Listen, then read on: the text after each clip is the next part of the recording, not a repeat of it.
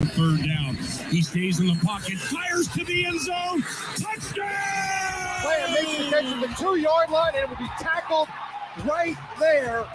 And the Eagles are going to hold on to win 28-23. And the Aztecs are still chasing a spot in the bowl season. Maiden, good protection, man open in the end zone. Touchdown, Aztecs! Guess it's that time.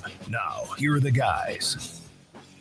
Happy Monday to those who celebrate. Big Rich TD and Fletch with you this morning, as we are every single weekday morning right here on San Diego Sports 760. 6 to 9 a.m. is when you're going to hear us out here on the West Coast. We know we have listeners everywhere around the country, and we appreciate you jumping on the free iHeartRadio app. And if you're listening to us today, share a link with a friend. We appreciate it. Best way to support the show. Boys, that was a football weekend. Yes, it was. Yes, it was. Come on. God. Yeah, from start to finish, which, by the way, I did wake up in time to see the Chiefs and the Dolphins game because, like Paris said on our YouTube stream, this time change sucks. I was up so early. Yeah. I didn't even know that was a thing until I woke up Sunday morning. So, yeah, fall back. It surprised me. I was like, wow, it's early. Daylight savings time has officially ended, and now we're going to get to see the sun in the morning. Was that not outlawed? I thought we passed a law. That's not happening anymore. Well, actually, so the law that was, or the, proposition that was passed was to keep it standard time, which we were in daylight savings. Now we're in standard time, which standard time sucks. Everybody knows that. But even if that was passed, it has to go to Congress, and Congress would have to say, yeah, that's great, which I don't know if people understand how many things would have to change by keeping California on standard time. Yeah. So many things. So many. But I'm just talking, think about travel. Yeah. Oh, yeah. Yeah. Air travel gets screwed up. I mean, everything would have to change, including us, right? Yeah. Well, I will say this. It does benefit us though, because this was awesome. Unless you work an overnight shift where somehow all of a sudden you're like, I usually work 8 hours and now I'm here for 9 hours. Why is that? It's because we imaginarily just lost an hour. Right. This sucks a lot. Unless you work an overnight, you woke up feeling a little bit fresher. Maybe you woke up a little bit earlier. I certainly did because I was actually on a campsite and wait. Yeah. Wait, you went camping? You went camping? Dude, I've had a weird weekend. How the hell? I'm not even going to get like 9 shows on the weekend. You were in a suit last night. I don't even know. I can't describe to you how busy of a weekend you were at Snapdragon Stadium on Saturday. And I saw you. I haven't showered in 4 days. I left there and drove to a Boy Scouts camp out. Wow. Yeah, we were roasting marshmallows like an hour after the You were on air Sunday morning. I know. I heard you. I broke down a tent right before I got on air. This weekend was wild, but I don't want to talk about me. I want to talk about what we watched last night, Sunday Night Football, Bills, Bengals. All of a sudden, the Bengals are back, baby, in a big way. Bills are out of the playoffs. And the Bills, they're... If the season ended right now, they would not be a playoff team. Well, the season doesn't end right now. But if it did... That's right. That's right. But you're right. You're right. Are we skipping over all the fun morning stuff on Sunday? There was so much. No, we could get to that too. Well, what do you want to get to first, though? CJ Stroud. Oh my God. You want to talk CJ Stroud? Okay. We'll talk. Okay. We'll get back to Sunday Night Football. CJ Stroud is one of the best quarterbacks in the NFL. He finished that game with 470 yards, 5 touchdowns, a rookie record.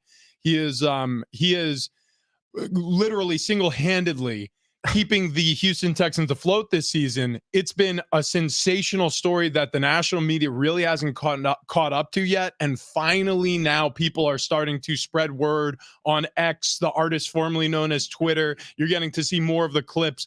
This guy is real. Dude, he's for real. And text line 70470, if you left CJ Stroud on your bench in fantasy football, I want to hear how much pain you're in today. Because in standard leagues, he was over 40 points. I know in one of my leagues, he was over 50 points because of different bonuses attached to yardage.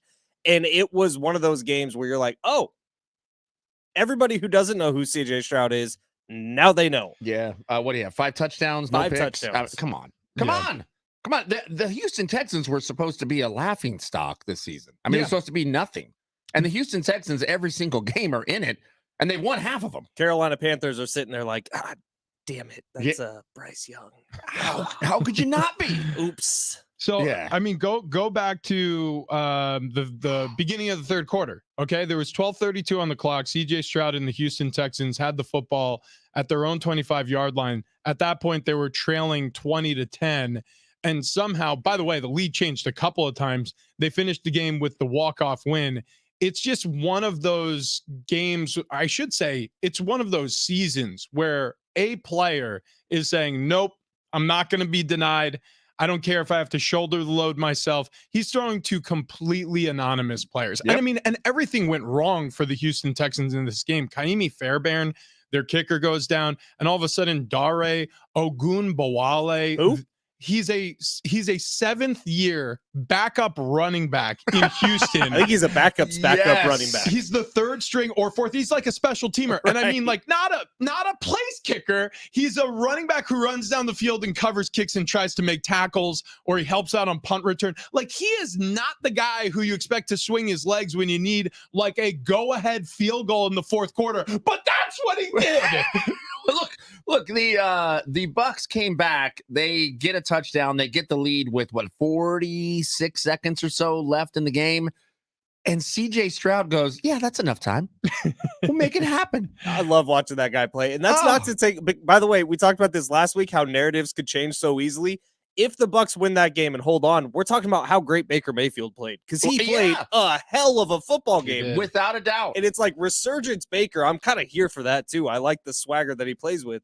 But CJ Stroud was so incredible yesterday. And then backup special emergency kicker, Rich, that's the dream, right? Of the NFL player who has that designation, who's maybe kicked the ball once in their life. You're like, oh, I hope the kicker gets hurt, so I get to go out there and kick. I got to be honest, though. If that was you that was chosen to go do that, that's a nightmare. That is not a dream. That is a nightmare. It's up to you to win this thing. But were you emergency kicker at one point? Yeah, with the Cardinals in 2012, special teams coordinator Kevin Spencer came up to me during pre-practice stretch one time, and he was just like, we don't have a backup kicker. And he's just like musing about it out loud. He's like, I don't know what we're going to do if Jay Feely ever gets hurt in a game. He's like, I can't convince Early Doucette, who is like a number 2 receiver for us, to take practice kicks at practice. And I'm like, well, I'll do it. And he goes, yeah, you'll do it. I'm like, no. Spence, I'm like, you got to trust me here.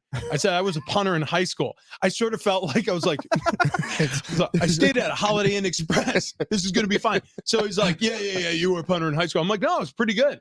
And so I don't know if he went back and did homework on me just to see if I was telling the truth, or if he just like came around to the idea of having me try out. But after practice, he had me do 10 kicks.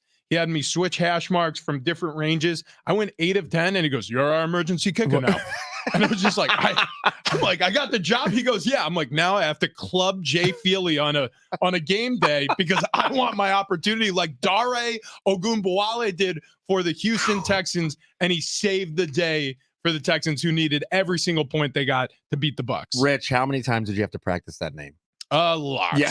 Okay, good, lot. Good. And by the way, Kaimi Fairbairn isn't all that easy either. Wow. So either way, the kicking situation in Houston, I don't know when that stabilizes, but one thing I do know is they have the quarterback for the future in CJ Stroud. He is amazing. Did we know CJ Stroud was from Rancho Cucamonga? I didn't until just now when you said that. Right. Wow, I just looked him up. Yeah. Right. So he's basically our hometown boy, which you would think he'd just join the show. Yeah. Oh, dude. Yeah. We'll get him on tomorrow. Tomorrow's usually the player's day off. I'm sure he's not busy. CJ Stroud joining Big Rich TD and Fletch tomorrow morning. Tune in at 6. How about that Tank Dell guy too?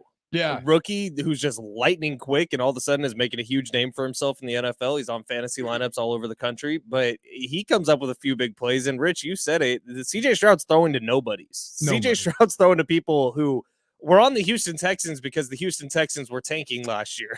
And so now you look at this team and you're like, oh, this is a serious playoff contender. Like we could be see CJ Stroud playing in serious games down the stretch. To that point, let me just read to you some of the names. Like this is a completely anonymous roster. Oh, man. Okay, so this is some of the players who got carries and rushes during this game.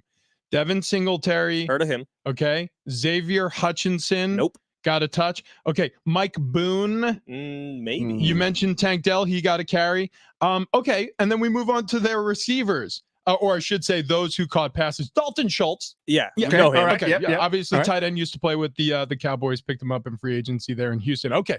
Noah Brown. Also former Cowboy. Yes. Had a decent year last year when there were some injuries with the Cowboys, but he's been a wide receiver for his entire career. Correct. Correct. Tank Dell, Nico Collins, John Mechie III. Love that guy. And didn't Noah Brown have a almost 200-yard day? He was over 100 receiving yards. He had 153 on 6 receptions. He had a long of 75, and he caught every single one of his targets. On now. Yeah, You know, dude. CJ Stroud is making this team believe. Yeah, well, that's the thing. D'Amico Ryans deserves a lot of respect for the effort. Rookie head coach, getting it done, winning a lot of close games, beating teams that arguably the Houston Texans shouldn't even be in the ball game with. It's really been impressive. And think about that. Again, you lose your place kicker, nobody's going to come after you when you lose a game, right? It's especially a close game. Everybody's going to understand. They're going to be like, yeah, shoulda, coulda, woulda, but their kicker got hurt. Nope. They find a way to win. And by the way, that is a perfect transition to what we saw with the Minnesota Vikings. Come on. Another insane game. This was the best Sunday we've had. This was and it's not hands even down. close. Hands There's down. no doubt. Because the fact that we're just getting to Josh Dobbs, the hero, is crazy. So- and have you heard what they had to do during that game? Because Yeah. obviously he didn't have the full playbook installed. He told the coaches, he was like, look, everything you've given me so far, I feel pretty confident I could go out there and call and play. But Kevin O'Connell was literally having to translate stuff into Josh Dobbs' ears as it was going and map out routes in the 25 seconds the green light can be on. Yep, exactly right. So the comms between coordinator and quarterback, or really defensive coordinator and whatever the selected player is on the defense, usually a linebacker, they shut off after 25 seconds. So you've got to get the play call communicated to Josh Dobbs in that time. But then you also have to tell him what the hell to do with that play call because he's not in this system. So what they were doing, I'm guessing he was wearing a wristband and he was just giving him, hey, we're running number 4 here. So my guess is Josh would go down to his wristband and then put his finger on number 4 on the wristband and be like, okay, now I'm waiting to hear what number 4 means. And so then Kevin O'Connell was like, okay, here's what we're doing. You're going to have a wheel route from the back to the right side, post behind that to the left side. We're going to have a high-low combination. Tight end is going to be the intermediate. We're going to be looking there first. If that's not open, you're going to have to wheel back. Yeah, I mean, then the comm shut off. So you give him as much as you can in that time. And give him points of emphasis or points to focus on. And then he goes to the huddle with his finger still on number 4. And he goes, okay, guns left to flex right, 32 jam spray on 2. Ready, break. And then everybody claps their hands. He gets the line of scrimmage and he goes, okay, which one of you is the center? Yeah.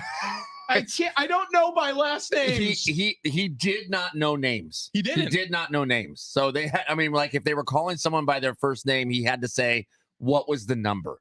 Because he has no idea who these people are. And he looked good, man. I feel like Josh Dobbs has put enough on tape this year for someone to maybe take a chance on him next year to be a starting quarterback. Well, that chance may be Minnesota. They may lock him up. This was crazy. So Josh Dobbs on the sideline at one point, and he has the whole offensive line, the starting offensive line encircling him, and he's taking snaps with the center after Jaron Hall goes down, and they're just listening to him give the cadence.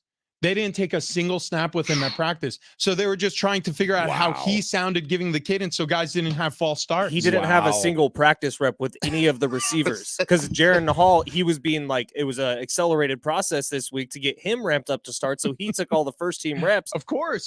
All of them. And then boom, he gets, by the way, gnarly hit on all that he took trying to rush him for a touchdown. It's like, welcome to the NFL, buddy. Have a concussion. Okay, Rich, playing in the NFL, how much of this is, the opponents just didn't know how this was going to work, so they didn't know how to prepare for it. and how much of it was Josh Dobbs just works in this system, and now he's going to be a superstar. Because we did see Baker Mayfield with the Rams last year was kind of a one-game wonder. Yeah. And then it faded out after that. So, I mean, is Josh Dobbs for real? Josh Dobbs is a real quarterback because we've seen it work with the Cardinals. We've seen it work with the Vikings. Now, is he going to have a Geno Smith story where all of a sudden he comes out of relative obscurity and becomes a starter and gets a $200 million contract?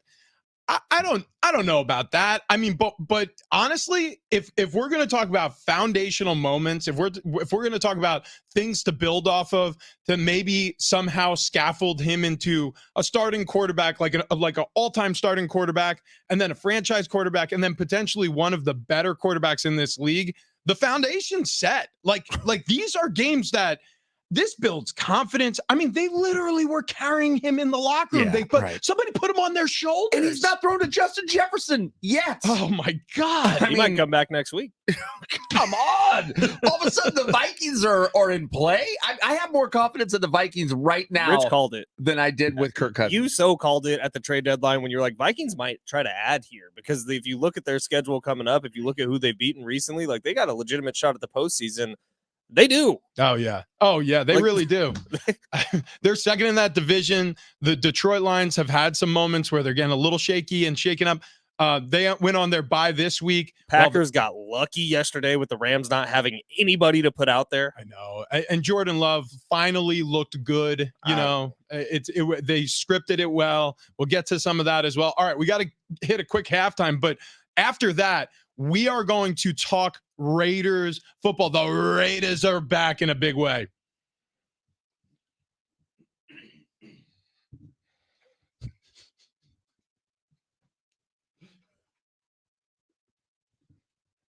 Well, week 9 might have been the best week we've had so far in the NFL. It wasn't just that Texans-Bucks game, which might have been the game of the year, but it did get started early with a pretty boring game between the Chiefs and the Dolphins, 21-14. Eagles beat the Cowboys. Big win for the Eagles, 28-23. Dak had a second at the very end. He could not get CeeDee Lamb all the way into the end zone. He was at the 2-yard line. Sunday Night Football, Bengals beat the Bills 24-18. Chargers-Jets tonight, guys. Week 9 could end with a bang. Aztecs Hoops back in action starting tonight. Viejas Arena, the 2023-2024 San Diego State basketball season will get tipped off with Fullerton on banner raising night. Get tickets now. GoAztecs.com. Was that a Zach Wilson reference? Might have been. I don't think so. It might have been. How was it? Ending with a bang. Oh, not bad. But show up early tonight because there is going to be all sorts of ceremonies celebrating last year's team that made a run all the way to the national championship. And Rich, you said it, man. The Raiders are fired up with Antonio Pierce as their head coach. Have you heard the Jay Glazer stuff? Okay, so oh my God. I put the link on the rundown, Ben. You gotta play this sound. Okay, so this is a longish clip. This was obviously Fox's pregame show where they're chatting about all the games that are going on, all the games that are coming up, on what the final weeks or days look like for Josh McDaniels. They weren't great. Give this a listen.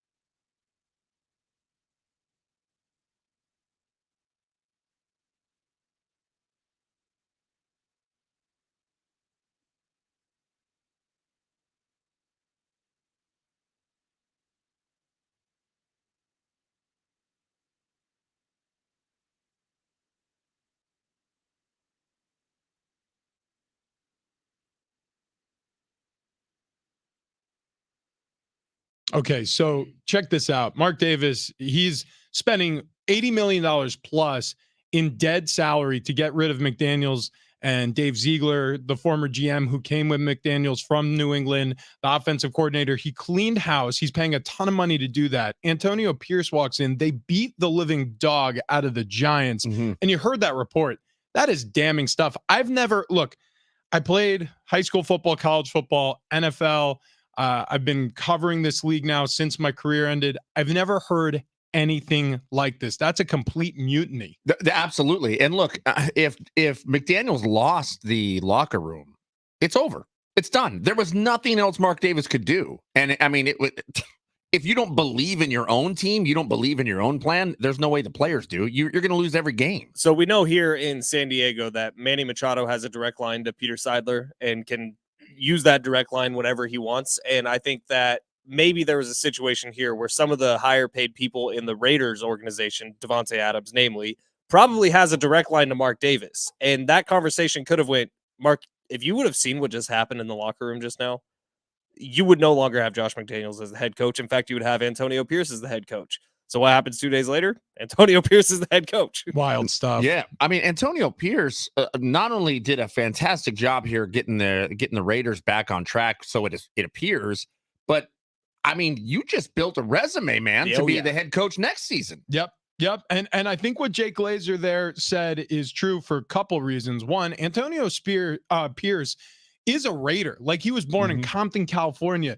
You know, his introductory press conference this week leading up to this game against the Giants, he said, I was bleeding silver and black. He was like, I was a Raiders fan. I was NWA with the Raiders hats on growing up. He was like, this was my team. So when I got the opportunity to come over with Josh McDaniels and Patrick Graham and be a part of this organization, I leapt at the opportunity. He was working with the linebackers a week ago, and now he's the head coach with a win under his belt. And Mark Davis going, well, I'm a believer, and he better be, because Mark Davis made a big mistake. When John Gruden had to resign after the emails came out, misogyny, bigotry, all the things that happened that we know between him and some of the executives over there with Washington. So Gruden gets kicked out the doors. All of a sudden, Rich Bisaccia, special teams coach, who really seemed to encompass like the Raider identity. Right. He was boisterous, and Players loved him. And they got rid of him for Josh McDaniels. So it was like, you got rid of all of this goodwill that Bisaccia had built up. He went 7-5 to finish that season, got the Raiders into the postseason, and took the Bengals all the way to the ropes, who are an AFC championship team. It was unbelievable to make that decision. But they move on from Bisaccia for McDaniels. It goes kablooey. If Pierce somehow finds a way to save the season with Aiden O'Connell as his quarterback, you better keep him. Who looked great yesterday. Yeah, he did. Aiden O'Connell. What? And Raider fans, I mean, this has got to be the first time that they've been happy in, I don't know. To me, even the start of the season, I wasn't happiness for the Raiders. About like 7 years. Right. Yeah. Something feels like it just clicked in some manner. And you're right. Bringing back that Raider culture, the Raiders. I'm happy about it. It's cool. And I'm not a Raider fan. And that was Raider football. 26 carries for Jacobs, 98 yards, 2 touchdowns on the ground. Just beating up the New York Football Giants 30-6 final there in Las Vegas in front of the home crowd. Daniel Jones might be donezo. Yeah, tore that ACL. Yeah, we'll be getting into some of the key injuries that occurred over the course of this weekend. Today, we'll give you a little preview, and tomorrow we'll be meeting with Doc Chow. But we got to run. Before we do, want to talk to you about the Good Feet store.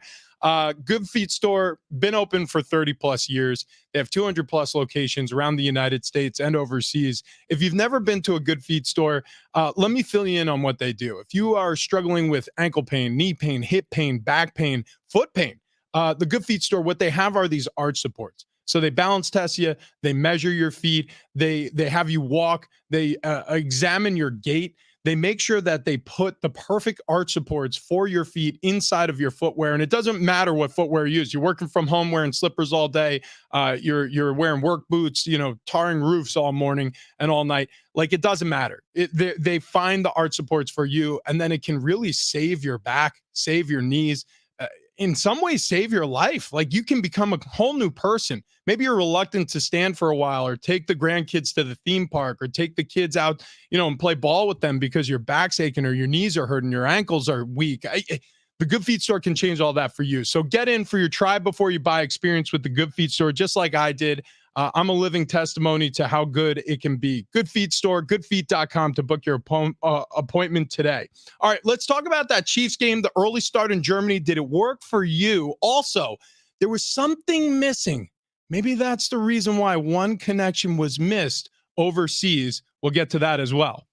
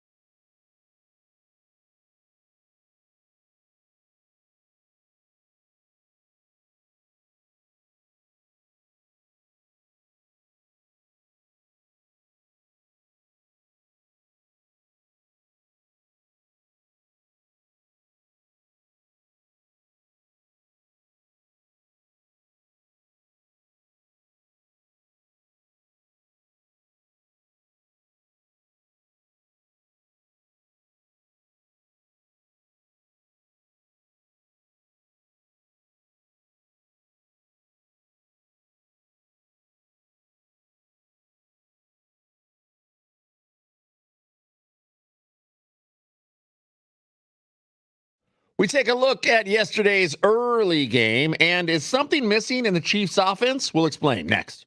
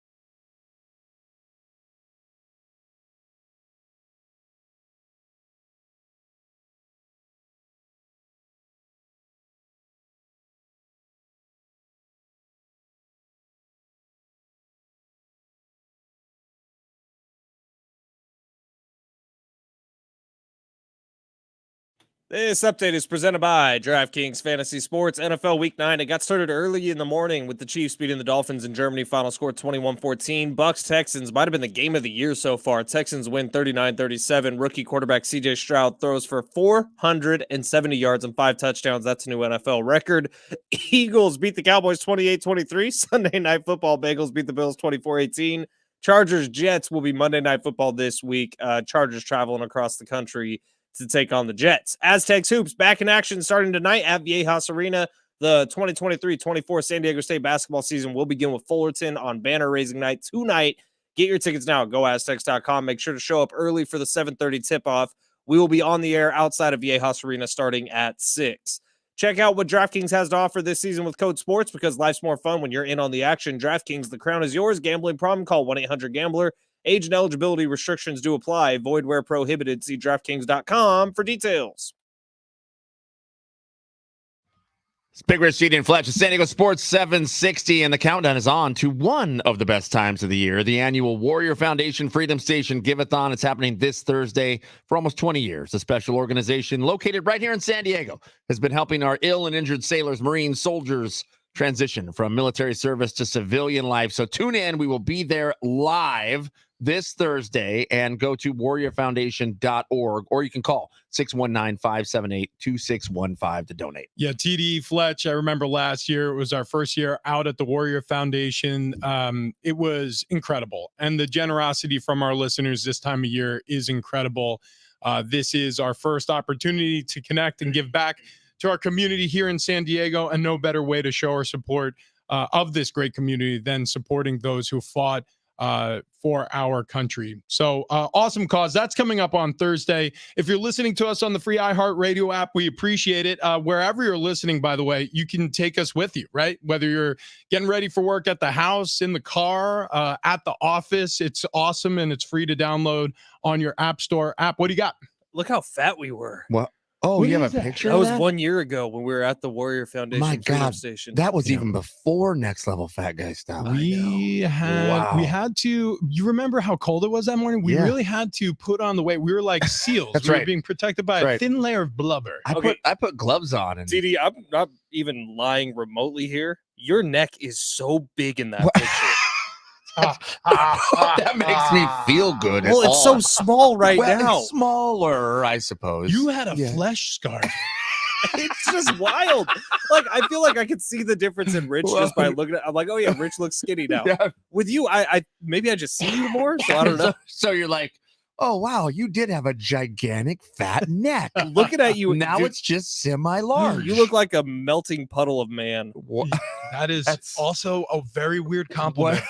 What a delight. But now you look great. Well, I feel great. Thanks, STFatLoss.com. Yeah. I'll also feel great if we get to send someone to go see New Kids on the Block. Yeah. On July 7th at the North Island Credit Union Amphitheater. We have tickets to give away today. Tickets and info, you can go to livenation.com or just keep listening for your chance to win. We also have 2 pairs of tickets to Aztecs basketball. That's tonight? Yeah, banner raising night at Viejas Arena. So you're going to want to get there and celebrate the team from last year that made that magical run through the national championship. Go Aztec.com for tickets. Keep listening. 2 pairs of tickets coming up for their home opener tonight against Fullerton. Looking forward to that.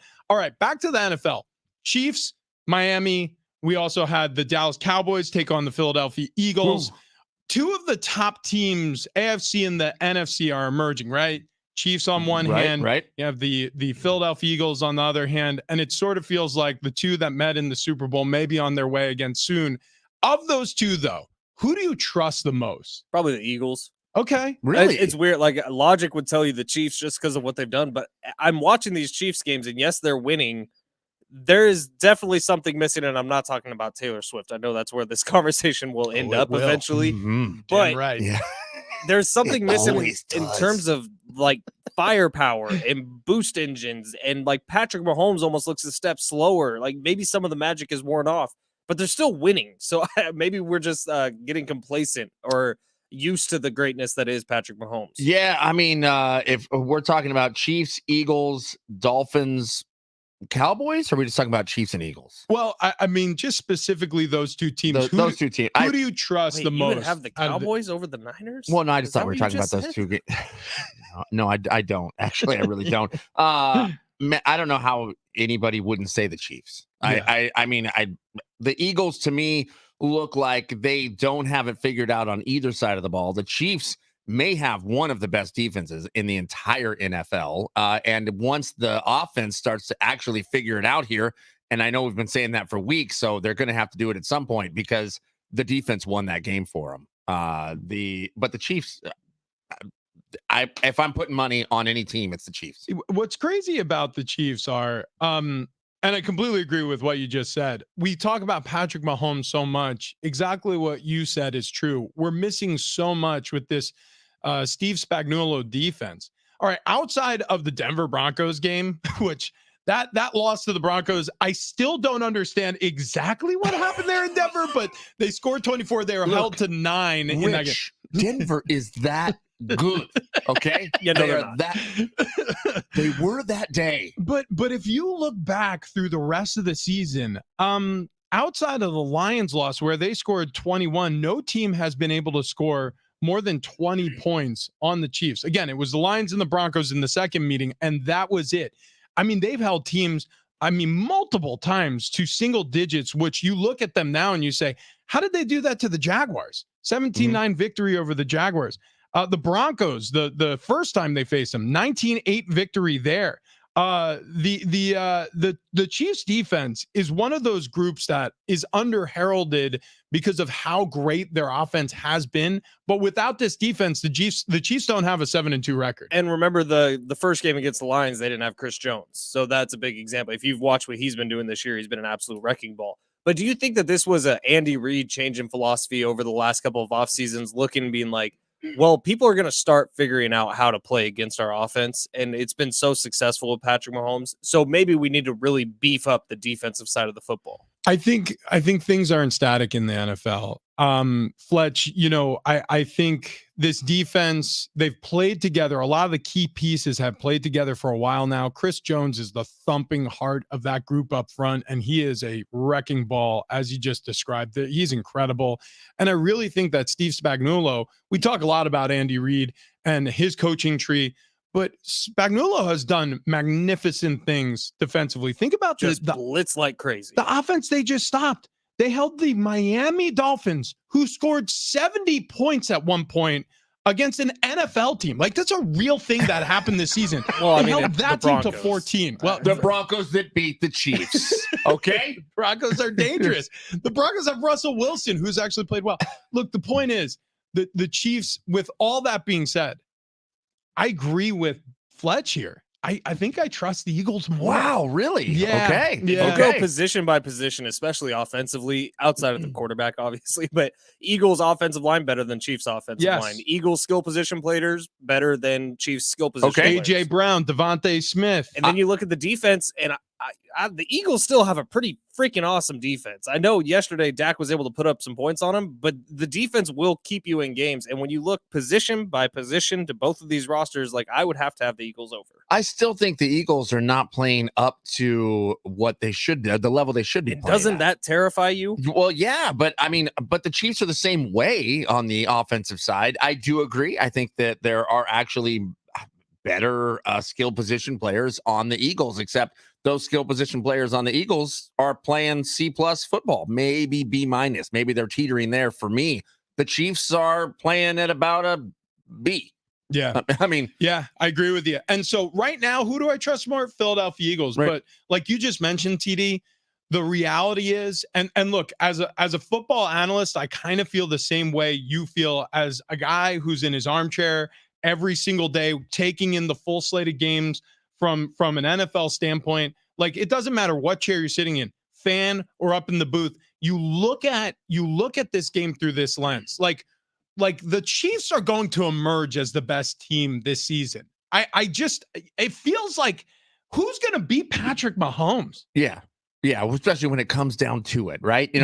Everything's on the line here. It's win or go home. You know what? Maybe Joe Burrow. I like the Bengals a lot. Joe Burrow looks like he's back, except I'm interested to see what's going to happen with that calf injury still, because he's on the sideline. They're still putting heating pads on it. They're still working it out. Yeah, on his throwing hand, by the way. Oh, did you hear him post game? Hey, it was on the football. on the field. Yeah, it's football, baby. Yeah, I forget who was interviewing, but it was the sideline reporter, and got the microphone on him. He was like, "Is your finger okay?" He goes, "Yeah, it's just a scratch. It's football, baby." And she was like, "All right." And what about the calf? How's the calf? He's like, "I can run. Yeah. This is great." Yeah. And as a result, the Bengals are playing good football. Look, there's competition in the AFC. There's no question. There's competition in the NFC. Like, do we think the Niners are done?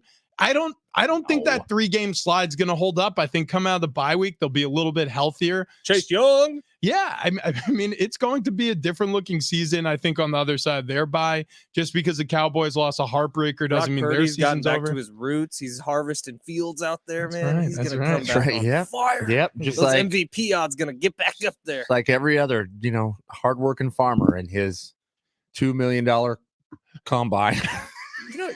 You hate him because you ain't him. Well, you wish you had a $2 million combine. I do. He didn't get invited to the combine, so he bought his own.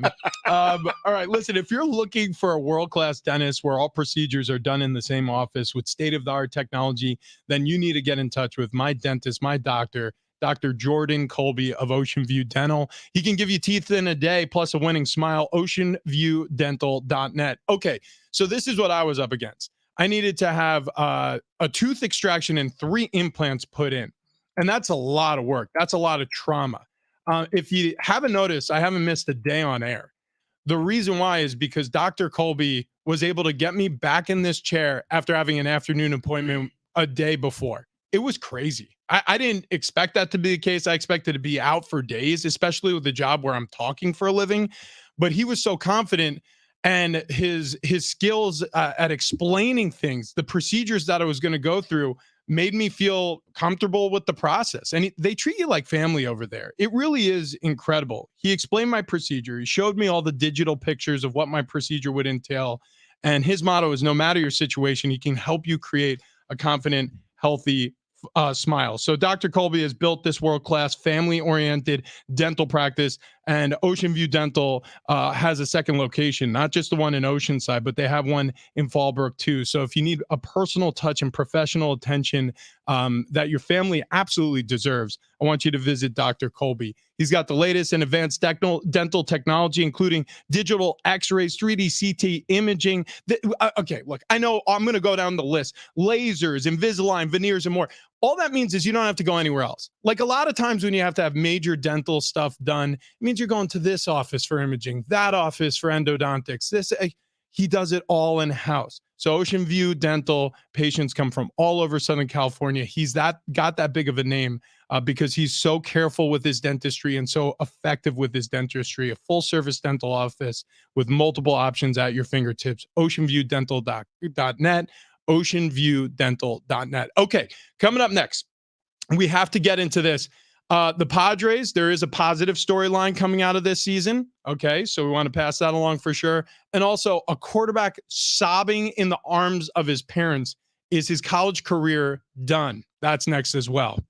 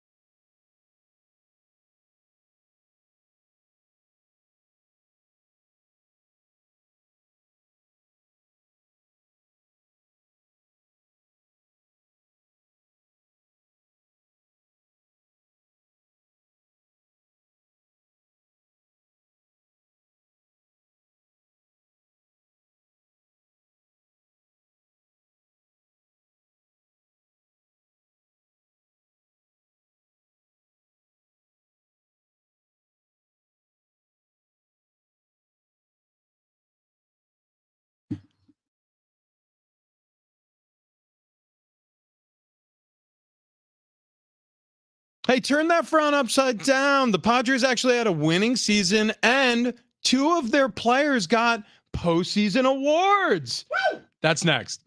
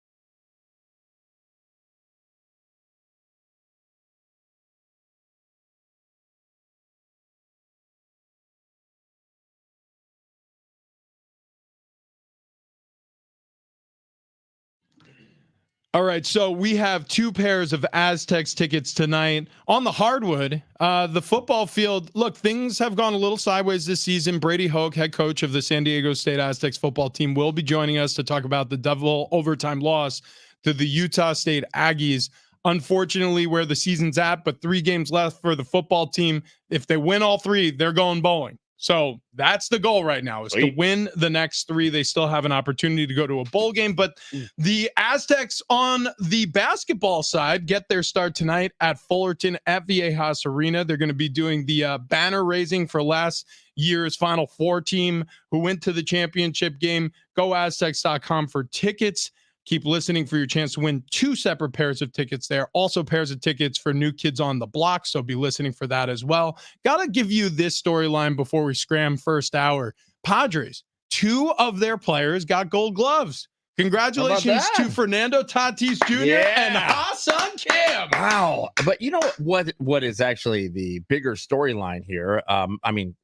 Congratulations. All that's fantastic. But the fact that they acknowledged Tatis. I mean, you know what I mean? Like you would think he would get excluded. We're still going to punish you even though you're back playing. This sounds like good news.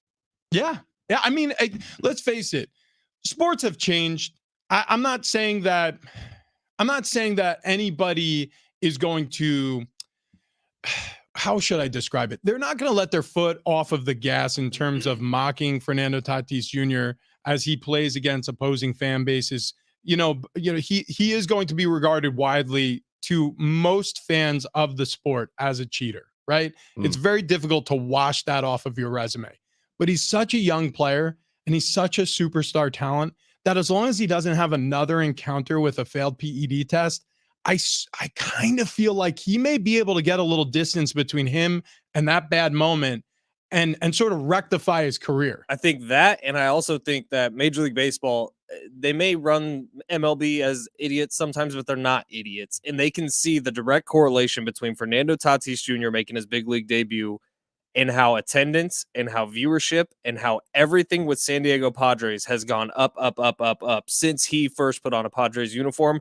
And they also know that if you're looking for a relatable superstar for young kids to start getting attracted to the game, Fernando Tatis Jr. and along with Ronald Acuna might be some of your best options. Yeah. It's just that statement right there. As soon as you say young kids being attracted to the game, it is hard to match that up with a guy that got popped for PEDs. Cholesterol. Yeah. Oh, yeah. What even is it? What? It's a topical ointment. Ringworm. A little bit of ringworm. I mean, right? They can just run with that story all day. Who hasn't treated ringworm with testosterone? Everybody knows that's it. So, anyways, Tatis led all defenders in the NL with 27 total runs saved. Remember, he transitioned to right field. Now, I know he played a little bit in the past, but he was playing a brand new defensive position. And TD, to the point of like MLB acknowledging Tatis, Gold Glove is so much more of a numbers award versus MVP is going to be the one. If he ever gets in serious contention for an MVP, that's when that conversation can really take over. Oh, I get it. But even with the Gold Glove, if it's close, you're right. It's a big deal. You could lean the other and direction. There's other superstars that play right field. I mean, you look at Mookie Betts. Yeah, Mookie Betts. He beat out Mookie Betts. Also, Kim, meantime, was a finalist for shortstop in 22. He was a finalist at second base this year. Ultimately, he won his first defensive hardware in the United States as a utility man. So congratulations to Ha-Seong Kim, whose name is chanted throughout Petco Park every single season. Love that guy. Yeah, everybody does. Ha-Seong Kim, he's the most lovable Padre. He's the most lovable of the lovable losers. I mean, you said you want to be stuck on an island with him. I did. And I did. I want to I think play. that was because you could physically dominate him, wasn't it? I did say that just in case we ever get into a situation where one of us has to go so the other can eat.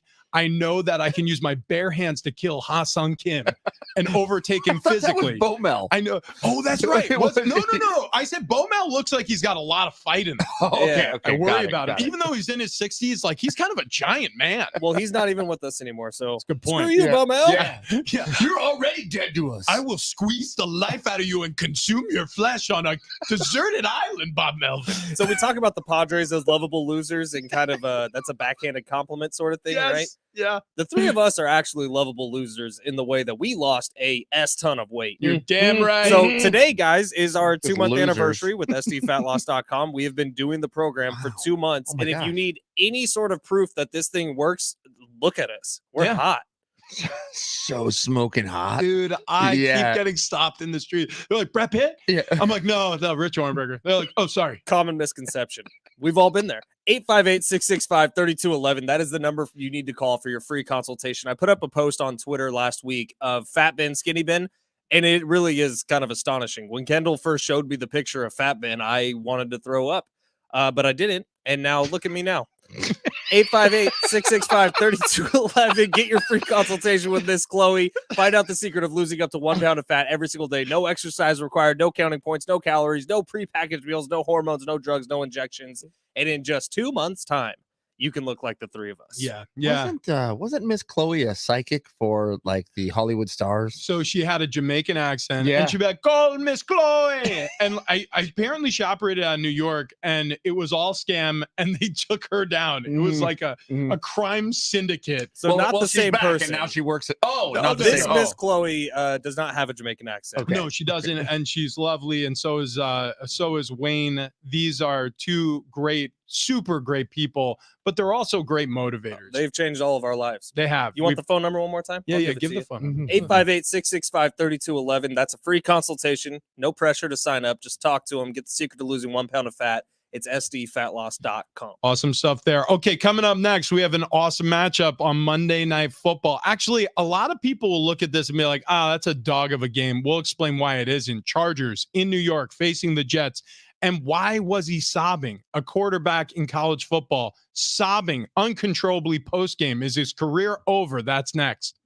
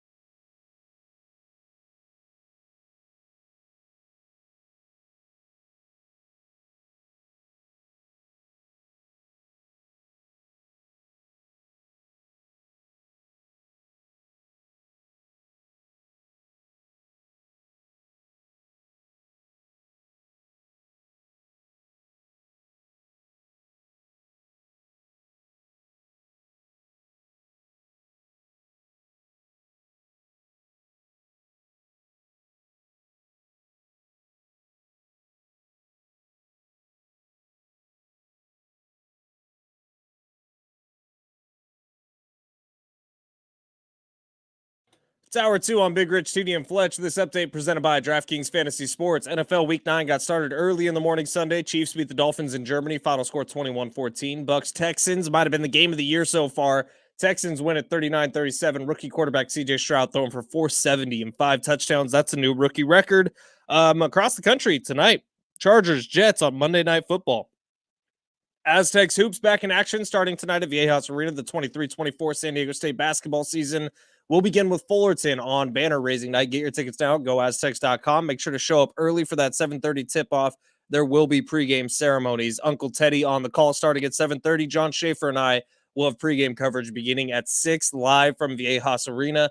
Check out what DraftKings has to offer this season with code SPORTS because life's more fun when you're in on the action. DraftKings, the crown is yours. Gambling problem? Call 1-800-GAMBLER. Age and eligibility restrictions do apply. Void where prohibited. See DraftKings.com for details.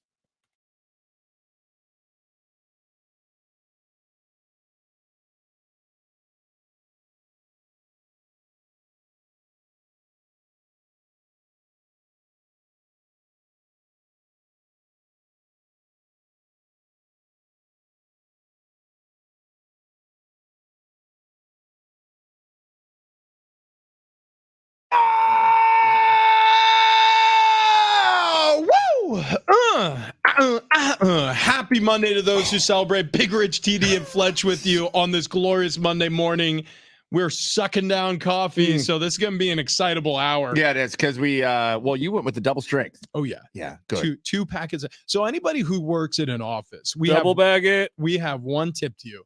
If you have to make your own coffee in the break room, like if you don't have somebody there setting things up for you and you have those carafes that you got to refill on your own or a coffee pot, just go ahead and double the amount of coffee grinds in that filter.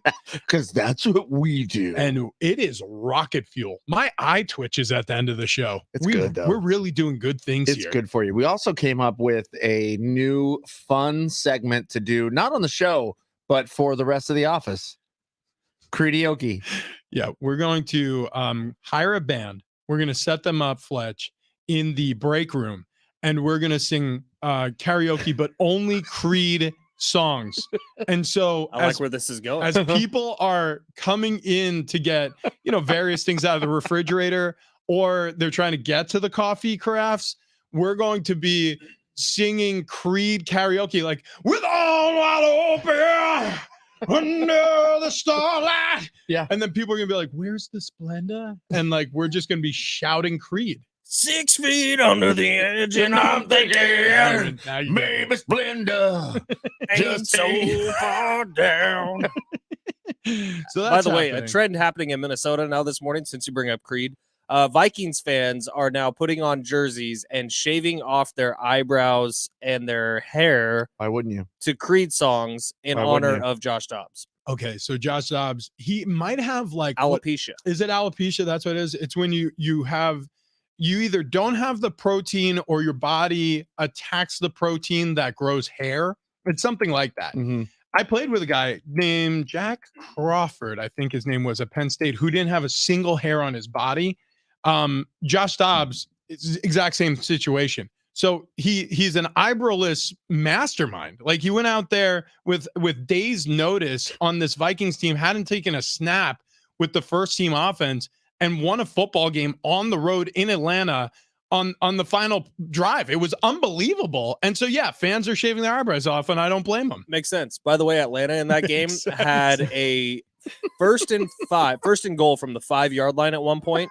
And instead of, giving the ball to Bijan Robinson, one of the most exciting football players in the NFL, they decide to throw to Jonnu Smith.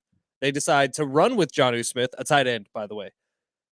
And then they decide to run with, I can't remember who the other one was, but Bijan Robinson does not get a touch on first and goal from the 5-yard line. I don't get it. It doesn't make sense. So Bijan Robinson, you spend a first-round draft pick on arguably the most NFL-ready player in college football last year, and you've barely given – he had 11 carries, It doesn't make sense. I mean, just ridiculous. Why would you not do anything to get him in space with the football? So I was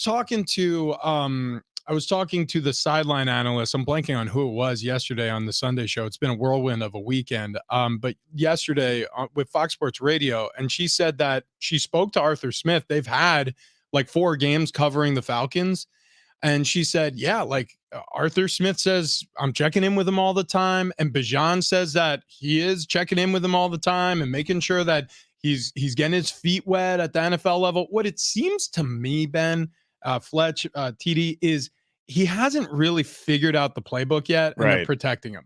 That's the only excuse not to unleash him. Because I mean, you have to be. I mean, it's a running back. And how long do you give him? Yeah, dude. How many plays do you really need? It's get the ball and run. I you know what? Honestly, actually, that's the excuse that the Falcons are giving. I'm with you, Fletch. Like, if I'm Arthur Smith, I mean, okay, enough with Arthur Smith.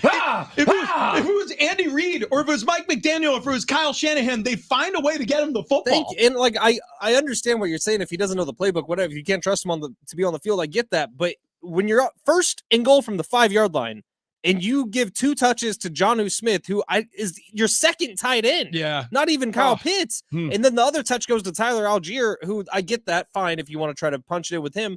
But Bijan Robinson is a playmaker. You don't give him a chance to make a 5-yard play. I don't get it. All right, enough with that. Would have been to win the game, by the way. And they were just like, yeah, screw that. I'm going to give you a stat. All right, give me a stat. Here's a stat. I want to lay this. I'm going to stat all over you, TD. Here it comes. Here it. I can't wait. I'm nervous. Okay, hang on.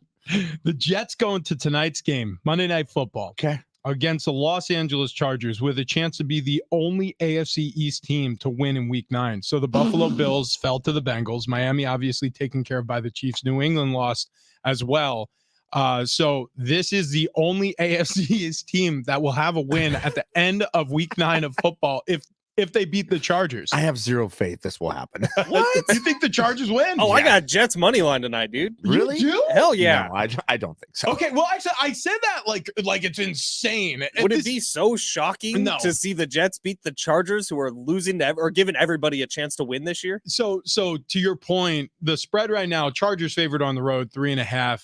This is a very even matchup. This feels very similar in a lot of ways to Dallas visiting Philadelphia. Philadelphia Eagles were narrow favorites.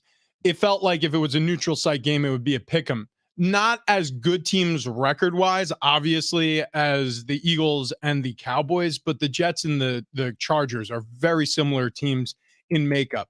Both of them obviously have underwhelming offenses for different reasons. Justin Herbert is the centerpiece of the Chargers offense. He just doesn't have enough support. Zach Wilson is being sort of tent-poled by the rest of the pieces around the offense, and then both defenses are pretty dominant. So I think there's some luck involved there, which is fine. I mean, I'd rather be lucky than good, but come on. So we're in Week 9 of the NFL season, right? Yeah. Is this Week 9? Halfway point. Okay, so this is the final game of Week 9 of the season. And after like Week 3, you can kind of say, oh, well, the Bengals aren't really an 0-3 team. They've just had a rough start. Right. And so that makes sense. You're not what your record says you are at that point. At Week 9, you are what your record says you are. The Chargers are a 3-4 football team heading into tonight. That's all I need to know. Like, they have given everybody they've played a chance to win. The defense, Rich, you say dominant. I say no. They are not a dominant defense. They have dominant players on the defensive side of the football, but it hasn't been a good defense to this point in the season, and they absorb way too many dumb penalties for a defensive head coach. You go. Yeah, TD, I half agree with you there, Fletch. I half agree because, yes, way too many dumb penalties. There are way too many dumb coaching decisions that are made for the Chargers, which I think ultimately make them not a successful playoff team. However, they are not a 3-4 team. There was more talent on that team than 3-4. So to me, and I feel like maybe something started to click last week. There are some pieces that are falling into place here, and I think the Chargers should, I mean, on paper, dominate. Give me the Jets. The Chargers on defense, to your point, Fletch, it's hot and cold. And I said dominant. They are dominant stopping the run. They have dominant players defensively. They are 6th in the league in terms of yards against in the run game. So they are stopping the run. That was a huge problem for the Chargers. However, another problem has reared its head. It sort of feels like when you plug holes in the dam on this side, all of a sudden another hole springs free and there's water. So yards against in terms of the passing game, they're dead last in the league. But then, you know, you think about this Jets team in terms of total offense. I mean, They're 29th in the league. Well, it's like Breece Hall is your total offense. They're 31st in passing. They're 26 in scoring. They're scoring 18 points a game. So it's not like you're going against the Namath Jets. You're going against the Wilson Jets. Mm-hmm. It's a very and Keenan Allen, by the way, has been on fuego this season. The veteran receiver, very veteran He's receiver. Like 31 years old, and he's still getting like 15 catches a game. He's on his way to having his 6th 1,000-yard season of his career. His 8th as in the NFL. He's already up to, let me see, 54 receptions, 243 yards on the year. He's 31 years old. And like you said, he's just dominant. He's just open. Yeah. And I don't really understand it. He's not the fastest wide receiver in the league. He's not the greatest route runner. He's a really good route runner. He has hands of gold. Like those things catch every single pass. And he and Justin Herbert obviously just have a really good working relationship, just like Phillip and Keenan Allen had. And he is always open. And I don't really understand it. Here's the problem for the Chargers. And this is going to be, TD, where I think we're probably falling on the wrong side, because I agree with you. Mm-hmm. I think the Chargers are going to win this one. But to Fletch's credit, if you're really going to look at this Jets team and see what they do well, it's defending the pass. Mm-hmm. So it's strength on strength. Josh Palmer out for the Chargers. Obviously, Mike Williams has been out, so they're going to rely on Quentin Johnson again. Quentin Johnson, who's kind of been the B word so far this season. Yeah, Bust. only 184 I was like, good Lord. Not the other B word. yards allowed against this passing defense on average each game, especially stingy last week. The Jets, remember what they did to the Giants a week ago. -9 yards, negative 9 yards. The Giants. It's the Giants. I do know that. That is the It's the Giants. But -9 passing yards. That's wild. I don't even know. Horrible. That's the fewest. Doesn't even feel possible. No. That's the fewest by any team since 2000. So the Jets are making history this season. Meanwhile, Zach Wilson, okay. He eclipsed the 200-yard mark for the second time this season, recording 240 on 17 completions, including 50 yards on a touchdown pass to Breece Hall in that game. So he's coming off his arguably one of the best games of his career. Zach Wilson was a high draft pick. You got to see he's not a terrible quarterback. He's not a good quarterback. Wait, hold on. Trey Lance was a high draft pick. That's true. Yeah. Zach Wilson has a tad bit more experience, wouldn't you say? Now, the Jets, much like the Raiders, the Jets are a team that believes in Robert Saleh and his message, and mostly that's from the defensive side of the football, but that is a terrifying defense. Yeah. Look, I'm sticking with it. Have I convinced anyone, by the way? Jets are going to win this game. I'm not convinced by that. I'm telling you, I would like to see it. And the reason I would like to see it is because I really want the storyline of Aaron Rodgers coming back with a team that's viable in the playoffs. I really want that to happen. I mean, it would be fantastic for football. Here's where I'm hung up. I really, and I mean really, don't want to dig the Jets, right? I don't. But it's a tasty little 3.5 points that they're getting at home. And we know the Chargers play a lot of close games. Home dogs on primetime, baby. That is the lock of a century. It does feel like there's no way you can lose. Home dogs on primetime do win at like one of the best clips in the NFL in terms of betting. Fine, I'll put my house on it. Go money line. Be mad. No. I would take the points. However, the thing is, I think the Chargers win this game, which means that I think they're going to win big. Because there's no way I think I'm taking the Chargers if I think it's going to be a close game. Because what do the Chargers do? They literally have a verb. It's called chargering. If they're in a close game, they'll find a way to hand it over to the team they're playing against. Especially in prime time. No doubt.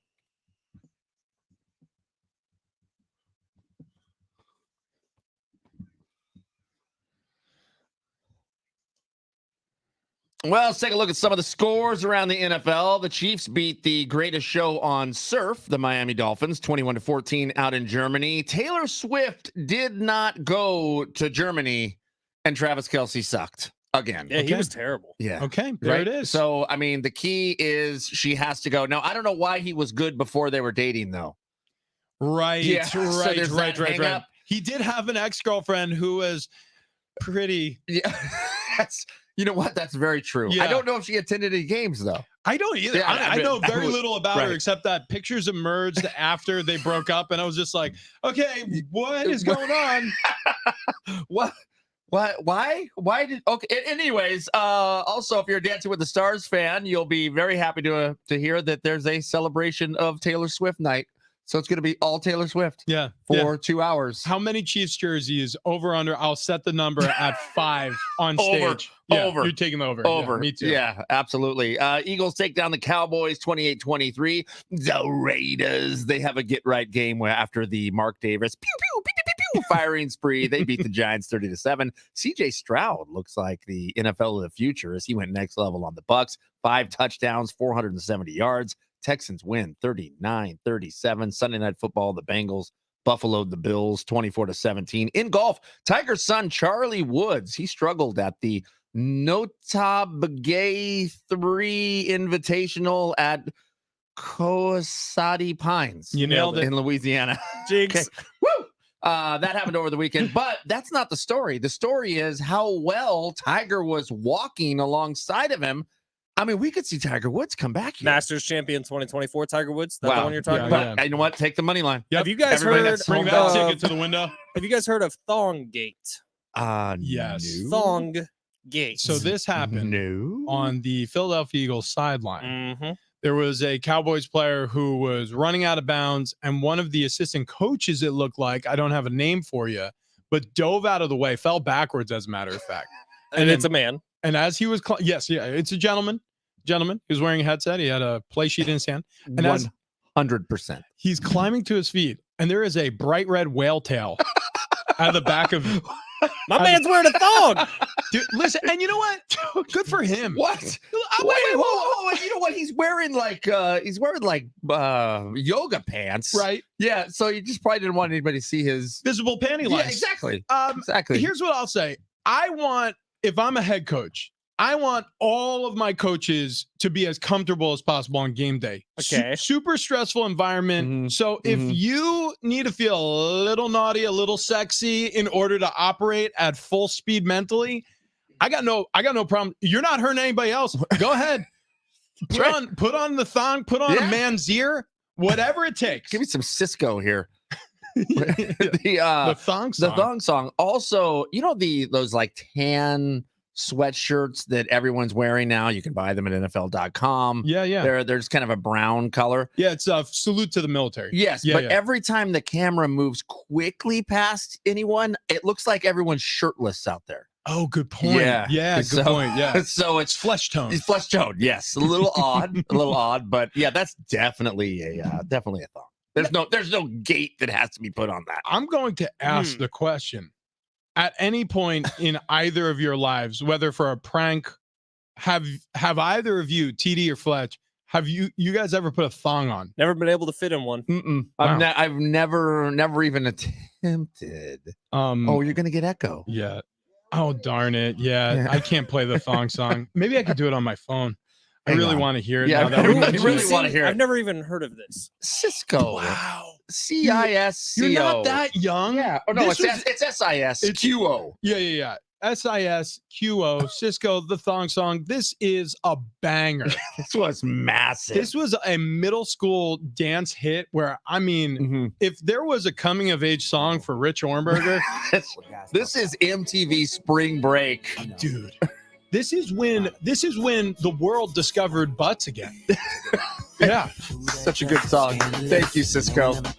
And you gotta watch the music video. The music video. He's literally on the beach. There's so many thongs. And he's dancing in like what looks like aluminum foil. Yeah, everything's shiny. Everything's shiny. And he's just dancing past a line of butt cheeks. Which are all neon thongs. Yeah. Not that I've ever watched this video this intently. Yeah. But it was seared into my mind. I loved it. You know what? Sorry for bringing it up. Wait. What? Thong game? Let me see that thong.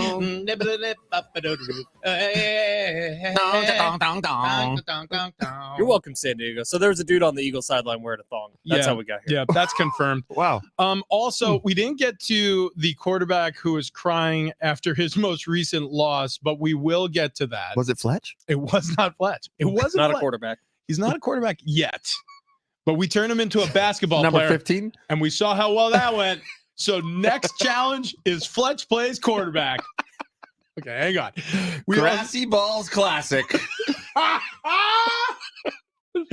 Okay. What did I do to deserve We it? have so much. We have so much going on. We have to give away 2 pairs of tickets to Aztecs. The men's hoops team takes to the court for the first time this season in Viejas Arena in front of their home fans. Season opener against Fullerton. You got that coming up. We have 2 pairs. Should we give away 1 pair right now? I think we should. Okay, let's do it Wait, right. whoa. Maybe not right now. Maybe we'll because we're gonna be joined by head coach Brady Hoke. Oh, that's a good idea. Coming up next. So we got a little Aztec on Aztec flavor there. Ooh. So Speaking of Aztecs, our buddy J.R. Tolver Yeah? is doing something really, really cool with Aztec Link. what is it? So he has a commemorative signed photograph that's framed of Lamont Butler's shot. Yeah. The shot to send them to the national championship game. And they're almost sold out. And so he actually sent me a text this morning saying they only have like 10% of the inventory left. But butleratthebuzzer.com is where you can get it. And all the money goes obviously towards the NIL fund with Aztec Link. Lamont Butler gets a share of it. And then it goes to like helping guys pay for rent. Yeah. So get on over butleratthebuzzer.com. It is a badass photo. It can hang in your den forever. And it all goes to help out Aztecs athletes. Yeah, every time I see that play, I think of Teddy Leitner, who has his finalist ring. He brought it. Oh, dude, I saw that picture. Dude, yeah, That he thing is sick. Balling. brought it to the booth, and this thing is awesome. And you just hear him, oh, Butler, good. Yeah, like Aztecs are going to the national championship. and, he was freaking out, and rightfully so. That was such an awesome play. So yeah, butleratthebuzzer.com if you want to get a commemorative signed Butler final shot in the Final Four. How did we not lock up that website? Oh damn! God, Yeah, we that was our blew it. mistake. That's on you, TD. You're the website guy. That's on on you. Okay. All right. Here we go. I want to talk. We were talking about thongs. I might have to get back into one because I never told you guys. I've worn a thong before. Just want to see what it was Ever at like. work? Never at work. Never. Just on YouTube says $10 says Rich has a red thong in his drawer. Wow. Absolutely not mine, but there is one in there. What? Should we do Thong Thursday? We should do Thong Thursday. And the reason why we can actually pull that off is because of sdfatloss.com. Okay, so Wayne, Chloe, our advocates, our weight loss team at sdfatloss.com, those are going to be the first voices you hear if you call them, if you go to the website and you start your free consultation. We did this 2 months ago, and it was one of the best decisions we ever made. We were having an awful hard time trying to lose weight. We tried it ourselves. It did not go well. We called it next level fit guy stuff, and we were having a fit. It was awful. So if you're like us and you're struggling to, 858-665-3211 is the number to call. Or as mentioned, go to sdfatloss.com. As a show, we lost over 110 pounds cumulatively. Okay. TD lost over 30. I lost over 30. Ben's over 35, over 40 pounds. Oh, gosh. He's got Trim. the flat stomach now. He's got that Mediterranean tan, which doesn't make any sense. We lock him in this radio station. He never sees the sun, but It's an somehow Italian thing. it must be an Italian thing. It's like that and figs. We don't know why, but It's olive oil. It's all the olive oil he smears on his he body. just chugs it. Yeah. Well, actually, he doesn't, because with sdfatloss.com, we kind of cut out a lot of the fats. The point is, with Wayne and Chloe and this great app that they use to help guide your progress and track your progress, you are going to have a team around you, not doing it by yourself. But I do encourage you to do it with somebody who you care about, whether it's a friend, a spouse, a grandkid, a nephew, a niece, just a buddy. Have somebody to go through it with, because it's fun. You get on the group texts, especially at first. Our group text was blown up with pictures of the scale. We lost, like, I want to say the first 50 within the first 15 days. Yeah. As a yeah. show. Oh, yeah. I would easily. It was crazy Right. how fast the weight was pouring off of us. So if you're like us, you want to lose some weight, go ahead and call 858-665-3211, sdfatloss.com. Joining us on the other side, Brady Hoke, head coach of your San Diego State Aztecs football team. That's next.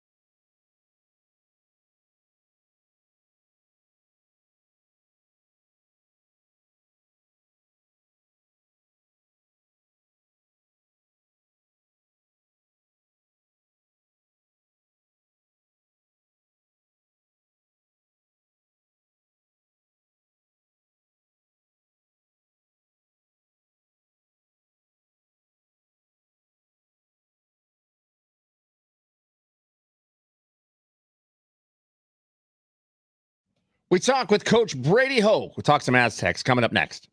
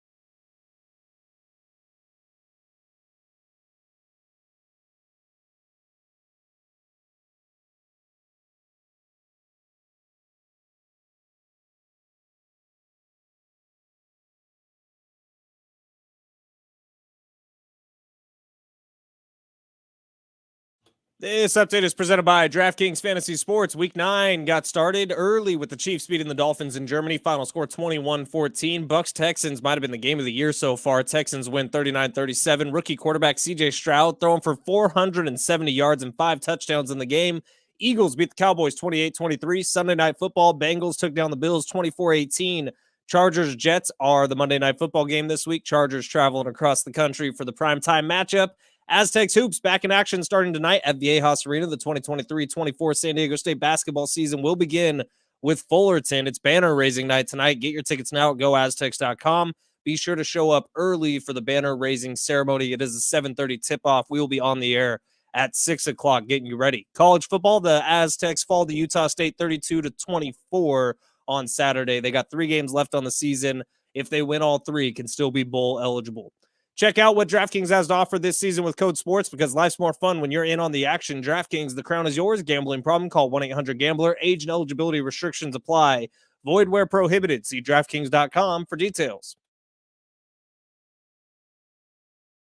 San Diego Sports 760. It's Big Rich, TD, and Fletch. Happy Monday. And this Thursday, a very, very special day because we are going to be broadcasting live for the annual Warrior Foundation Freedom Station Give-a-thon from the Warrior Foundation Freedom Station 2, I believe. They're working on the 3rd one right now. Look, this is going to be a fantastic show. The stories coming out of this are going to be unbelievable. Like I said, on-site broadcasting live as they raise money to send our Warriors home for the holidays. And the best part is 90 cents of every dollar donated goes directly to our Warriors.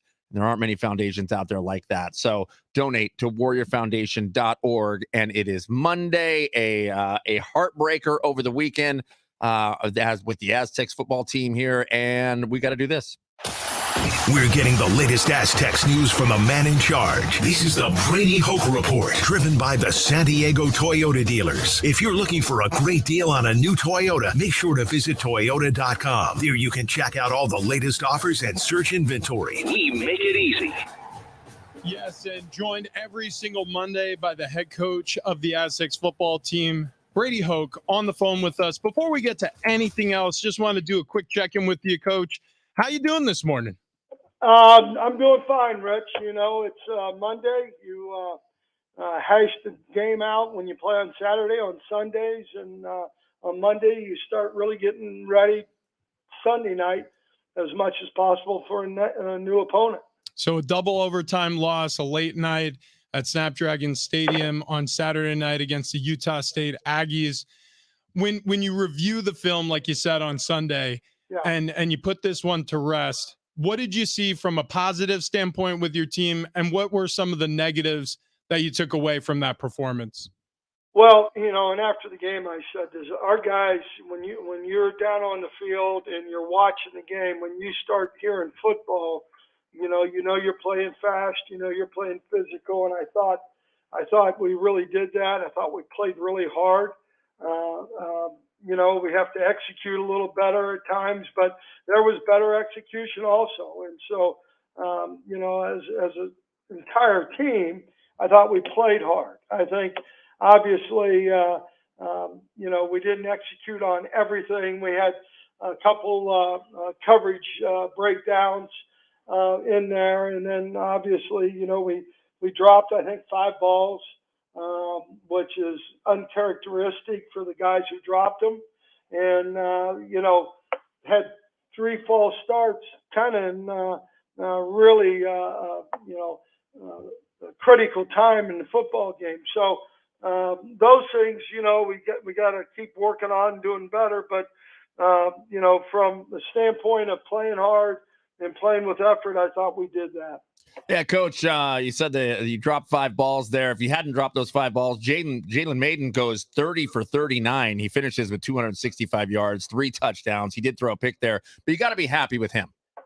Well, yeah, I thought, he came out and he had a good week of practice last week, and then came out and, did a nice job leading the offense. And I thought Keenan really had a nice game. So, we just, we got to take care of the football, got to catch the football. Defensively, we had 5 sacks. We had 12 TFLs, tackles for loss. And that's something in the last 2 games we've done a better job of harassing the quarterback and doing a good job getting negative plays. Coach, we talked about it a little bit after the game, but for anyone who missed it, the fake field goal and the fake punt, now neither of them actually worked, but I do love the aggressive play calling.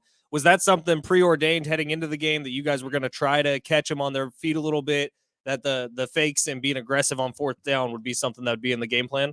Yeah, Ben, there's no doubt about it. Doug Deacon, he went back 3 years and looked at their different,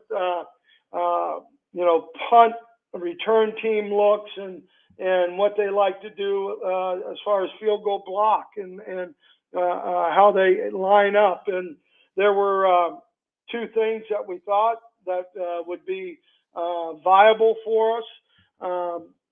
The thing that we didn't prepare for is the cornerback coming from the outside, and New England did it a couple of weeks ago on a block, and he came and really kind of made Jack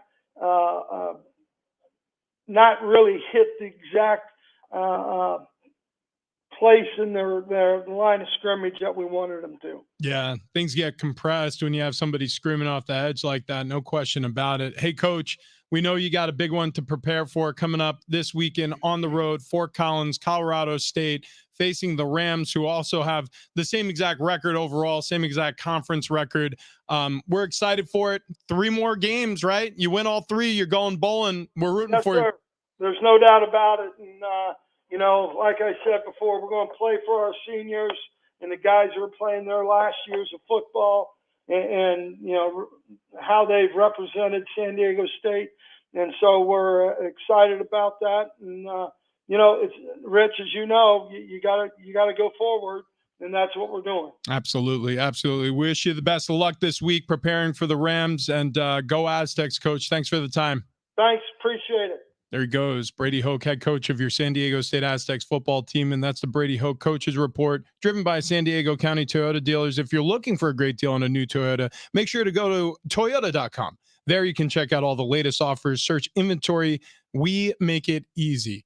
Okay, Caleb Williams, we got to get to this story. USC Trojans lose to the Washington Huskies. 94 points scored overall in this game. It was a shootout. Zero defense was played by these two teams. Caleb Williams had a Heisman-worthy night if he wasn't outdueled by Penix. Also Heisman-worthy night. Also Heisman-worthy night. Probably might be the night that wins him the Heisman. Yeah, it feels like the Heisman Trophy is going to go to a Pac-12 quarterback. We just don't know which one. But Caleb Williams, there were camera shots of him being embraced by, I imagine it was a member of his family, maybe his mom. I think it was his mom. Sobbing uncontrollably after this game. She probably knew the cameras were on her. She was holding like a game program and was blocking his face mask from being seen. Yeah. As I mean, this was an embrace that lasted longer than a minute. I don't know what to say. I guess the question we ask after a loss like that for the Trojans and where their season started and where it's heading now, is he done in college football? Is he going to protect himself? And I mean, obviously the first overall draft pick this upcoming year's draft, like, now there's precedent, right? We saw Nick Bosa do this where he could have come back from injury and played with Ohio State, but he decided to keep himself out knowing his draft status was already secure. He was going to be a top 3 pick. Mm-hmm. Caleb Williams, there's no doubt in anyone's mind that he would be the number 1 overall pick if he admits himself into the draft this year. We actually don't know that he will. I could see it happening. I mean, would he sit out? Like, would he do that to his team? Would he do that to his coach? I don't know. I don't know.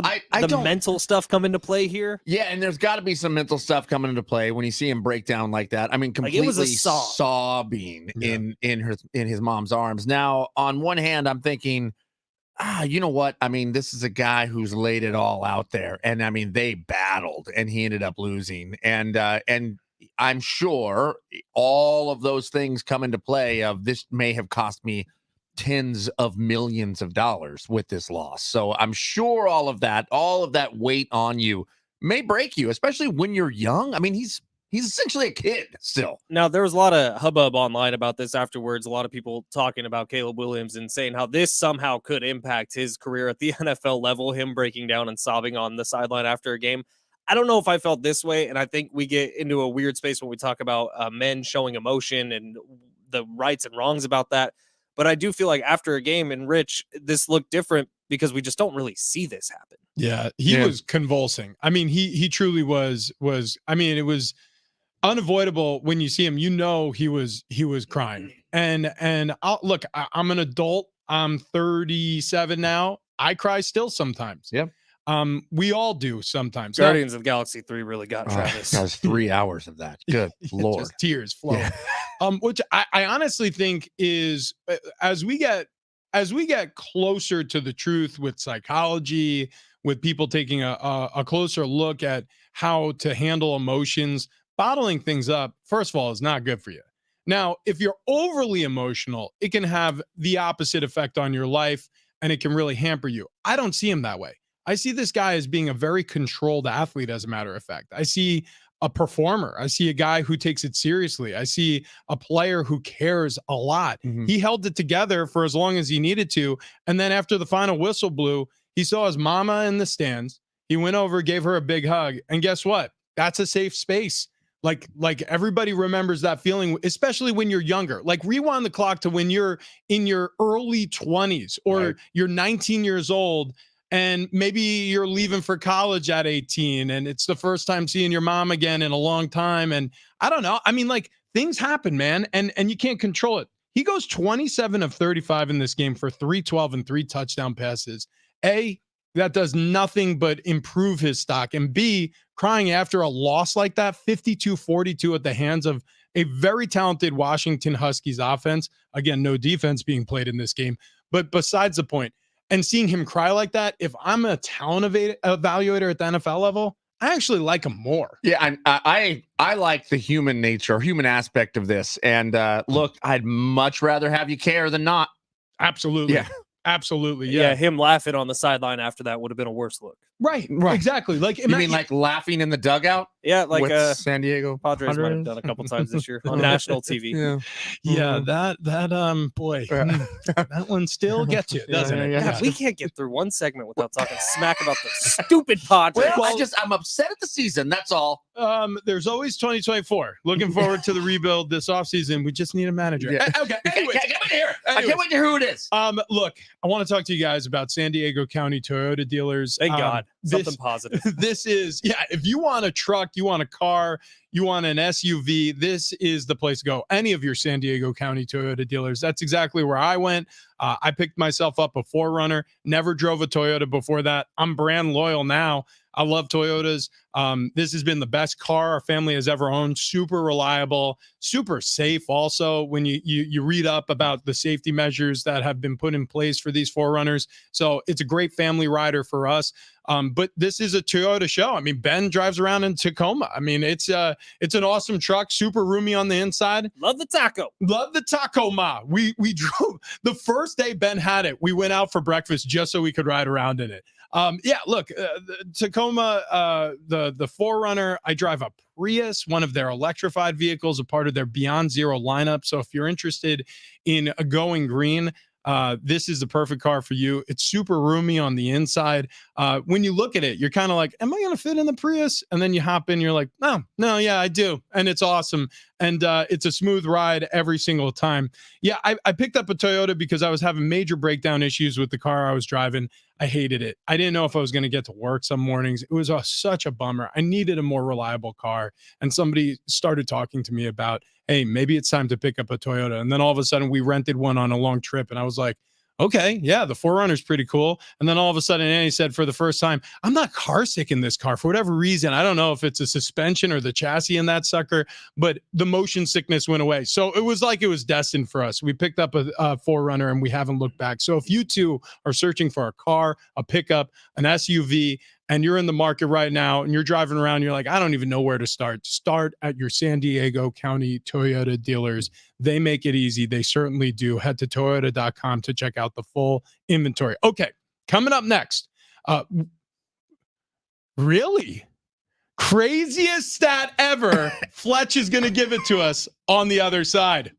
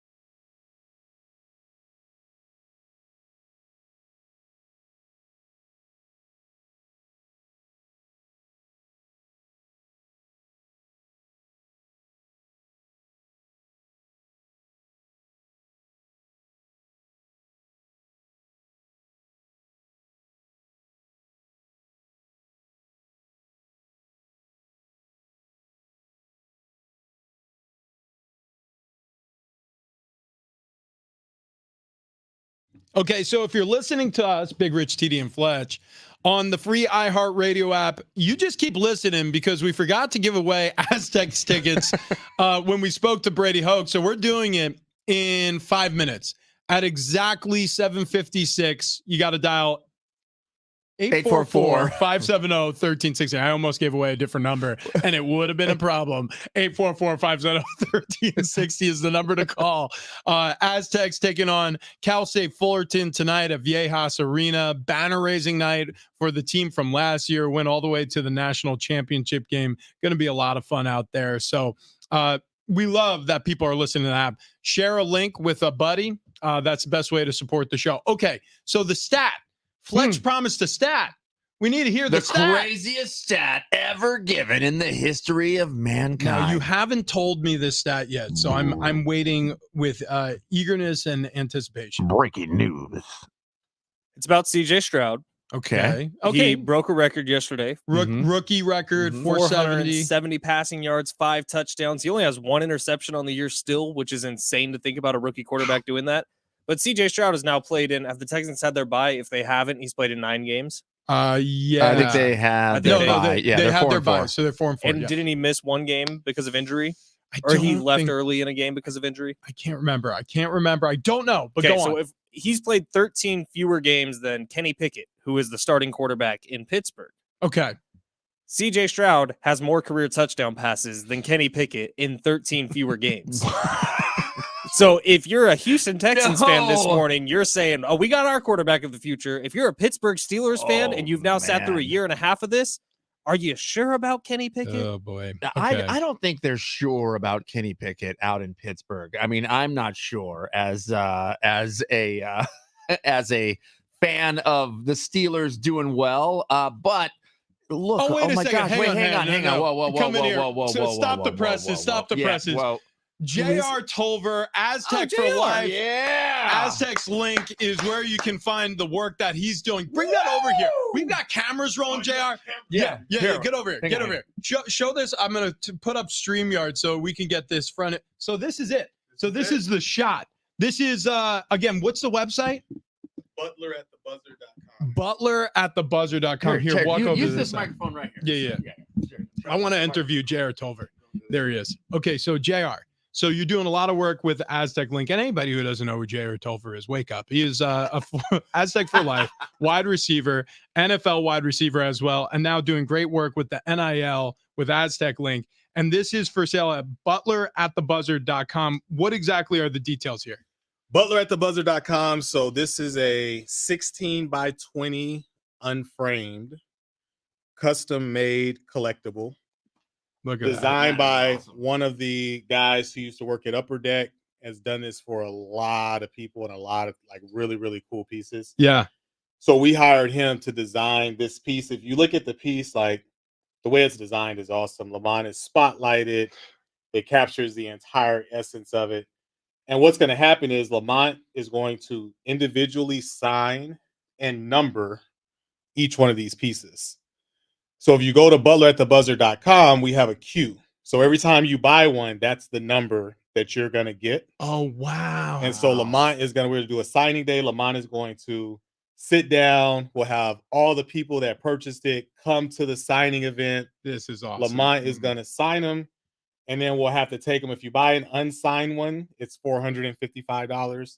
If you buy a unframed one, $455. If you buy a framed one, it's $555. So there's only going to be 205 of these sold altogether.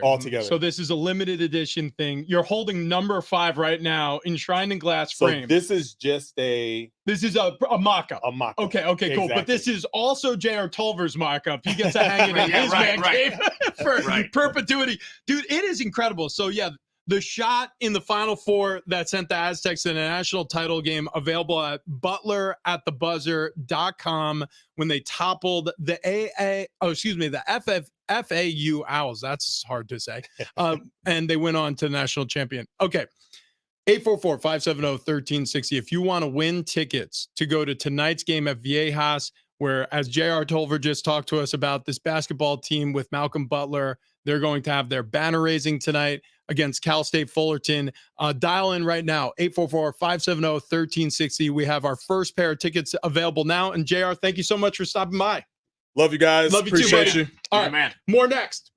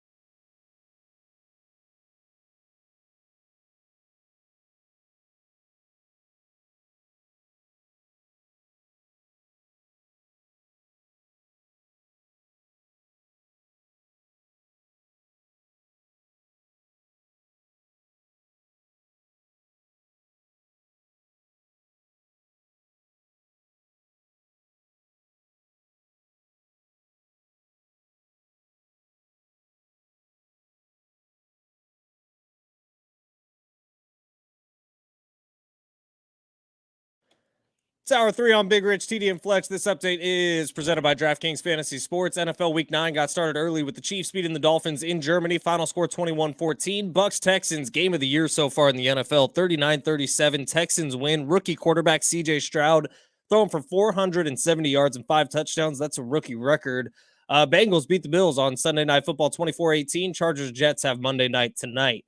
Aztecs Hoops back in action starting tonight at Viejas Arena. The 2023-24 San Diego State basketball season will begin with Fullerton. It's banner-raising night at Viejas. Get your tickets now at goaztecs.com. Be sure to show up early for the 7:30 tip-off. J.R. Tolver hopefully is going to stick around a little bit more to talk about butleratthebuzzer.com, which is where you need to go to get a badass photo of Lamont Butler's shot in the Final Four.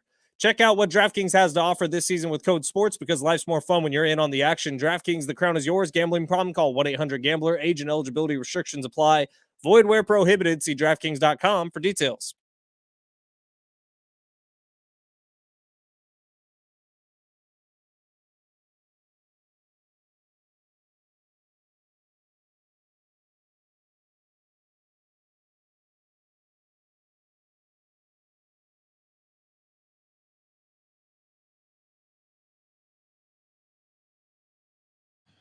Yeah! Woo! Happy Monday to those who celebrate. Big Rich, TD, and Fletch with you. An impromptu visit from Aztec for Life, J.R. Tolver, led to us now having this beauty. Butleratthebuzzer.com. If you want a piece that you're going to put in your man cave that very few human beings on planet Earth will have. Malcolm Butler is going to sit down and sign 205 of these gorgeous. What did I say? You said Malcolm. Malcolm Butler? Isn't that the dude that picked off Russell Wilson on the goal line? Correct. Former Patriot Malcolm Butler will not be signing these. Lamont Butler will. Can you imagine? We couldn't get Lamont. We got Malcolm. We booked Malcolm. So I put up a picture at Big Rich TD Fletch on Twitter or X or whatever you would like to call it. But there's a couple things I noticed. First of all, that photo of Lamont is amazing. It's so cool. I'll remember that moment for the rest of my life. I know lots of Aztecs basketball fans will, and you do want it in your man cave. Second thing I noticed, the three of us look like we're in about as good a shape as J.R. Tolver. Whoa. And that's not any shame thrown at J.R. That's me saying the three of us look good. Send the picture. Send the It's picture. up on Twitter at Big Rich TD Fletch. Okay. Big Rich TD Fletch on X. Like, I'm telling you, the three of us look hot, guys. Super hot. Slow down. I don't like to look at a picture of myself. Just a heads TD, up. you look good. You look skinny. Dude, yeah, we are so hot. Thank you for pointing that out. You're welcome. I'm just, how often in the history of this show, like a year and a half now, have the three of us actually looked good? You know, and also J.R. Tolver, True. he's looking in the picture like, oh my God, I'm so nervous being here with these three hot guys. This is so crazy. How did I get in this situation? Oh, well, may as well talk about butleratthebuzzer.com. I do have to say that shirt on you, Fletch, is you're swimming in it. Yeah. This used to be tight on me. Hey, by the way, this is one of those sweatshirts that I put on. Go to Big Rich TD Fletch. Honestly, Fletch is right. We're super hot. Please comment on how hot we are. We look so sexy. Just make every comment how hot we are. Yeah, just say, yeah, Lamont looks cool, but damn, look at those three. I said, damn. We definitely lost a lot of weight because this is a sweatshirt I wore last winter. And only once, because I realized, oh Jesus, this is now a belly sweatshirt. It rides up. It's a bare midriff.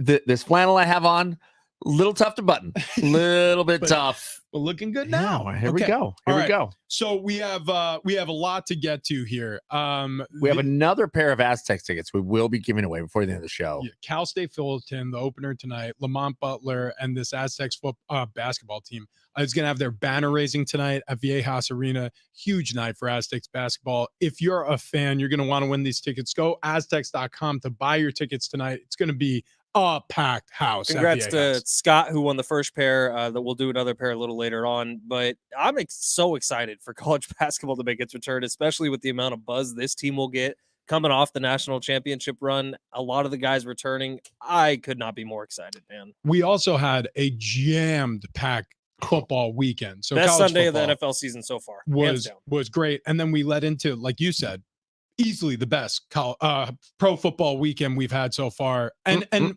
what's weird, and we have to point this out, like a guy named Clayton Tune got a start, right? A guy named Tommy DeVito played a lot of football this weekend. Jaron Hall got a start. Josh Dobbs was a hero. CJ Stroud lit it up. Like Tyson Bagent again was out there as a starter. The only brand name quarterback who had a really great week was Joe Burrow. Correct. Other than that, like Patrick Mahomes struggled a little bit. Tua Tagovailoa struggled a little bit. Josh Allen struggled a lot of it.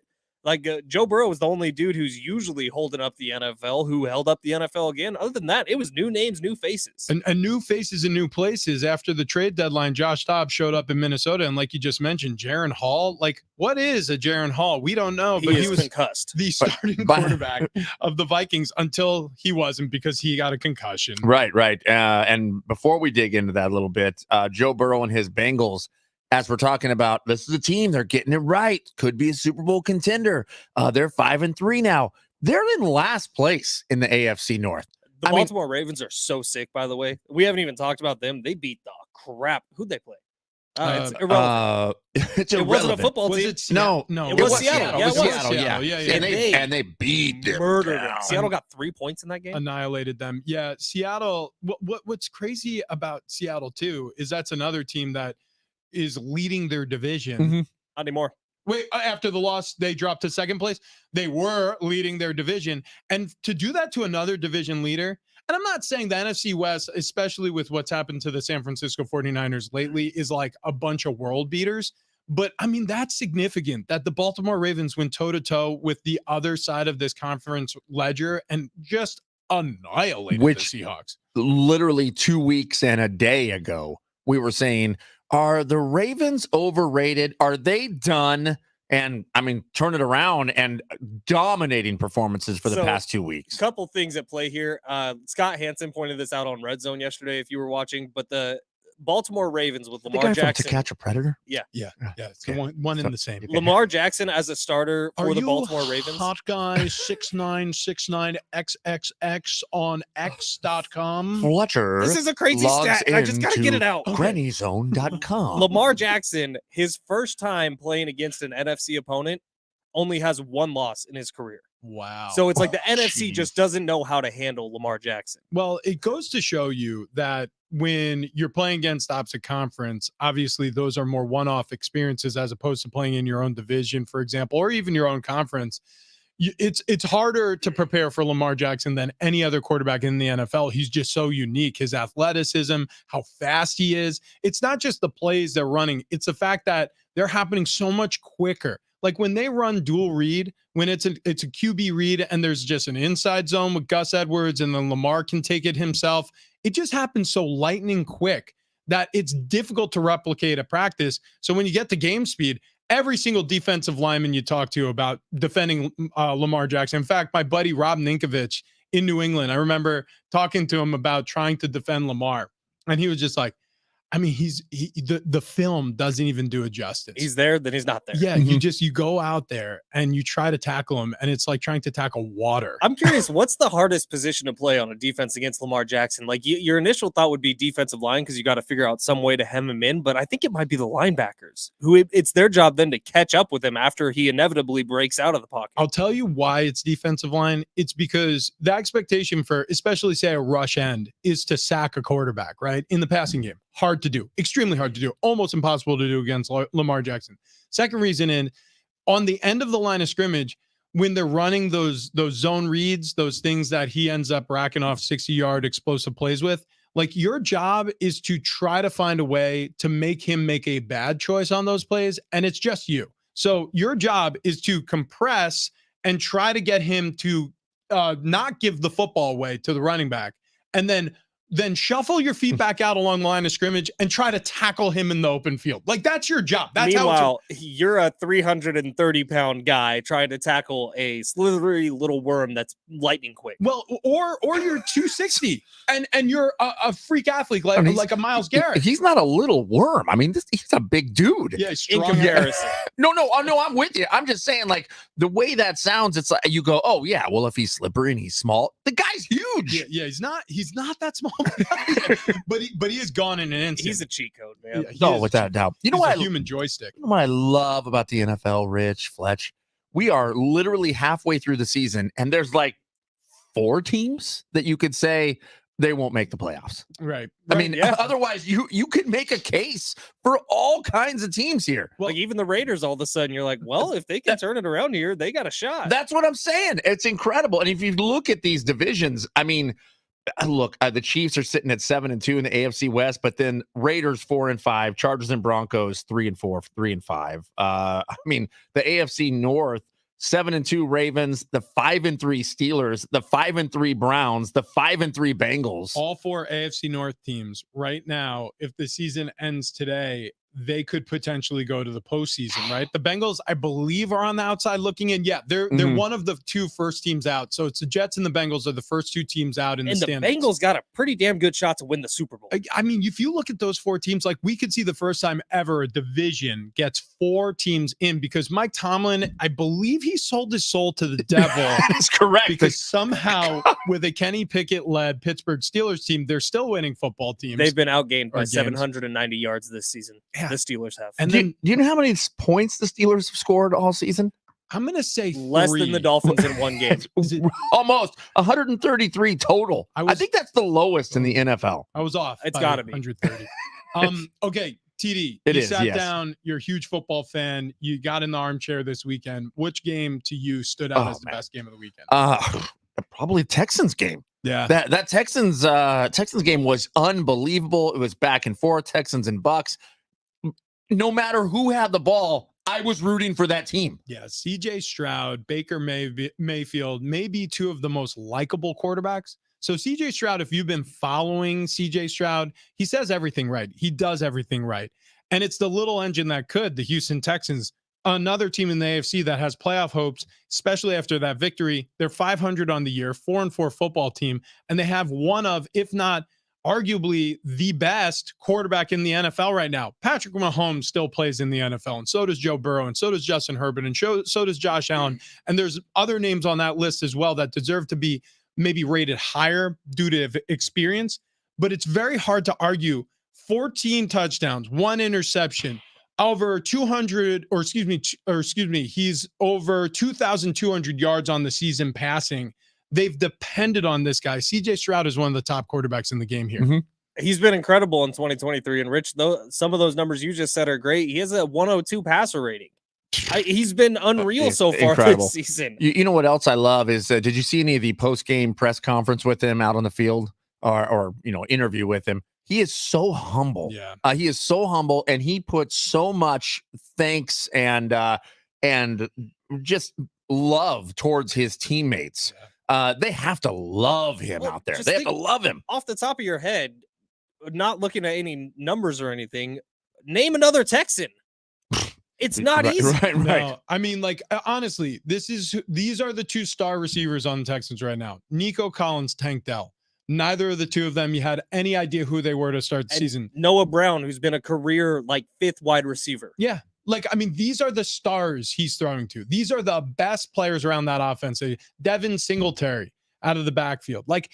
It's an anonymous cast of characters around him. By the way, an offensive line that has been like a revolving door. Everybody's talking about Daniel Jones, and I'm one of them, by the way, who've been talking about the Giants offensive line like, geez, it's been really tough for Danny Dimes, who is injured, by the way. We haven't gotten to that. We'll get to it at some point here. Bye, ACL. Yeah, that was not good. But you give him excuses because he's playing behind such a poor offensive line. Well, C.J. Stroud is too. For the Houston Texans. Yeah.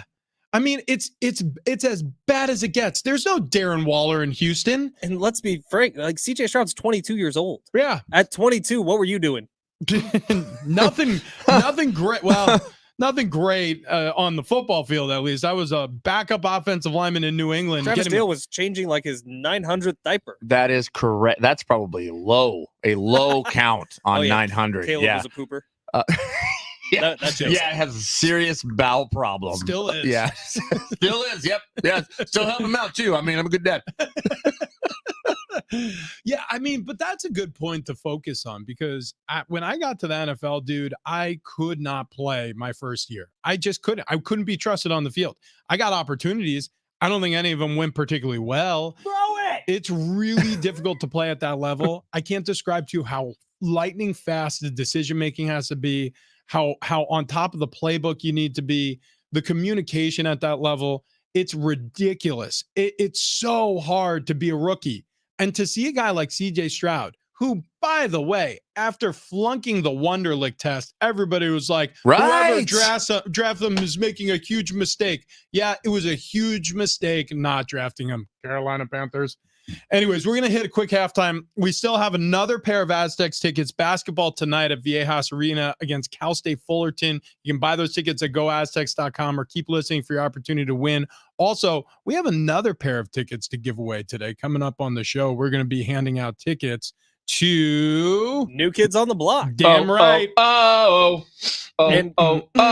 One more plug because it's a really cool thing. Butler at thebuzzer.com. J.R. Tolver just came in and showed it off to us. This thing is badass. Yeah. If you want something awesome in your man cave and you're an Aztecs fan, and a step further than that, if you want to support Lamont Butler and start getting NIL really going in this city, Aztec Link is the place to be. Lamont at thebuzzer.com is the place to be. This isn't just a man cave picture here. I mean, this as a San Diegan, if you just have in your house, I mean, it's cool. Yeah. Name a bigger sports moment in this town's history. Right. I'll wait.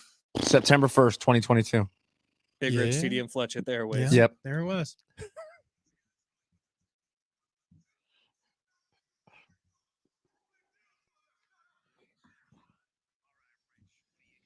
What I got for you is an unfortunate loss at the hands of the Utah State Aggies for the Aztec football team. That was Saturday night, a 32-24 loss in double overtime. So the Aztecs now have 3 games left on their schedule. On the road, Colorado State. On the road at San Jose State. And then they finish up at home against Fresno State. With 3 wins on the year, they need all 3 of these games to result in a win in order to go to their 14th consecutive bowl game. Looking forward to seeing some of the action coming up this weekend on the road in Fort Collins. Okay, turning our attention to the NFL. Absolute insane weekend. It started with the Chiefs downing the Dolphins in Frankfurt Stadium, 21-14 final. Yeah, a little bit of a, especially that second half. We all woke up to the Chiefs with a big lead, and nothing really happened in the second half. Well, the Dolphins didn't score anything in the first half. Yeah. Dolphins scored everything in the second half. Yeah. So it was a tale of 2 teams in 2 halves, I guess. And if it wasn't for that, got shut out, kind of got shut down. How about Josh Dobbs? First day on the job with the Minnesota Vikings as a quarterback, gets in the game after Jaren Hall goes down. They defeat the Falcons on the road in Atlanta, 31-28 final there. Vikings now 5-4, 4-1 on the road. Good road group. Can we do a little thought experiment on what's his name? The Jaren Hall, the quarterback who came in for the Vikings.